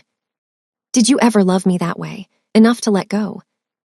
Nala took his hand. No, I stayed because I had nowhere else to go, because you destroyed my alternatives. But I'm choosing to stay now. That's different. Is it enough? It has to be. Their son is leaving, and Hajun finally understands what he did to Nala. The cruelty of keeping someone who wants to leave, the selfishness of it. But he's learning, 18 years too late for Nala, but not too late for James. That's growth. Painful, incomplete, but real. James came home twice a year, Christmas and summer. He'd built a life in London. Had friends, relationships, a career in international consulting that made him successful in his own right. He never asked too many questions about his parents' past. Maybe he didn't want to know. Maybe he'd figured out more than they thought and chose not to confront them. Either way, he was happy, free, living the life Nala never got to live. Do you resent him? Hajun asked one evening as they watched a video call with James from his London apartment. For having the freedom you never had. No, Nala said honestly. I'm grateful he has it, that's the whole point. Even though you never got it. Especially because I never got it. I don't want him to carry what I carry. After the call ended, they sat in their house that felt too big now that James was gone. We're alone again, Hajun observed. We were always alone. James was just a beautiful interruption. Do you regret it, having him? Never. He's the only purely good thing that came from us. Not us. Nala turned to look at him. We're not good, Hajun. We're just real, complicated, built on damage, but James, he got to be good, he got to be normal. That's worth everything. Nala was 57, Hajun 62, when they finally stopped running. Not physically, they'd stopped running decades ago. But mentally, emotionally. They stopped waiting for the other shoe to drop, stopped looking over their shoulders, stopped living like fugitives. "I'm tired," Nala said one morning. "Of what?" "Of carrying the weight of what you did, of who I became, of all of it." Hajun went very still. "Are you leaving?" "No, I'm just putting it down. The resentment, the anger, the grief for who I was. I'm putting it down because I'm too old to carry it anymore." "That's not forgiveness." "No, it's exhaustion, but it's peaceful exhaustion." She walked over to him, took his hand. "I've spent 35 years being angry at you, being hurt by you, being damaged by you. And you know what? I'm tired of being defined by what you did to me." "Then how do you want to be defined?" "By what I did with it. I survived. I adapted. I built a life from ashes. I raised a son who got to be free. I loved someone despite every reason not to.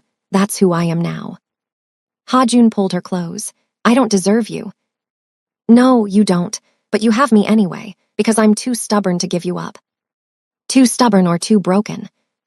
"Both, always both." They stood in their kitchen, two old people who'd hurt each other and healed each other in equal measure, and finally, felt something close to peace. Peace doesn't mean forgiveness. It means being too tired to fight anymore. And sometimes that's enough. Sometimes exhaustion is its own form of acceptance. Nala Washington died twice. Once in a car explosion in Seoul at 29. And then actually, at 69, in her sleep, in a house in the mountains with Ha Jun beside her. Natural causes, peaceful, quiet. Ha Jun woke to find her gone. He sat with her body for hours, holding her hand, memorizing her face one last time. "I'm sorry," he whispered. "For everything, for destroying you, for loving you, for all of it." She didn't answer. The dead never do. James came for the funeral. Private. Just the two of them, burying her in the garden she'd tended for 40 years. "Did she ever forgive you?" James asked as they stood over the grave. "No." "Did she love you?" "Yes, and hated me, simultaneously." "How did that work?" Hajun smiled sadly. "Imperfectly, but we made it work anyway." James stayed for a week, then returned to London, to his wife, to his children who would never know their grandmother's real name. Hajun lived another 3 years after Nala died. When he passed, his will shocked everyone. His entire fortune, billions, went to 3 places. A foundation for children who'd lost parents to violence, named after Sung Min's sister. A scholarship fund for young Black women pursuing international business, named after someone called Nala Washington, who died 43 years before in Seoul. And a third trust, for James, with a letter. The letter said, "Your mother was the bravest person I ever knew. I destroyed her life, and she built something beautiful from the ruins anyway. She never forgave me, but she loved me, and she loved you more than anything in this world. You were her proof that something good could come from darkness. Live freely. Live well. Live the life she never got to live. That's what she wanted for you. That's what we both wanted. Your father." James read the letter at his mother's grave, finally understanding what his parents had been to each other. Not victims and villains. Just two broken people who'd survived together when they couldn't survive apart. So this is where their story ends, not with redemption, not with forgiveness, just with two people who lived an entire lifetime together despite every reason not to. Nala never forgave Hajun, but she built a life with him anyway, raised a son with him, grew old with him, and maybe that's more powerful than forgiveness. Maybe choosing someone every day, even while resenting them, is its own form of love, imperfect, damaged, built on trauma, but real. If you stayed until the end, thank you. Drop a comment and tell me, do you think Nala made the right choice staying? Do you think Hajun ever truly changed? Do you think their son will ever fully understand what his parents were to each other? Because honestly, I'm not sure anyone can fully understand a love this complicated. And maybe that's the point.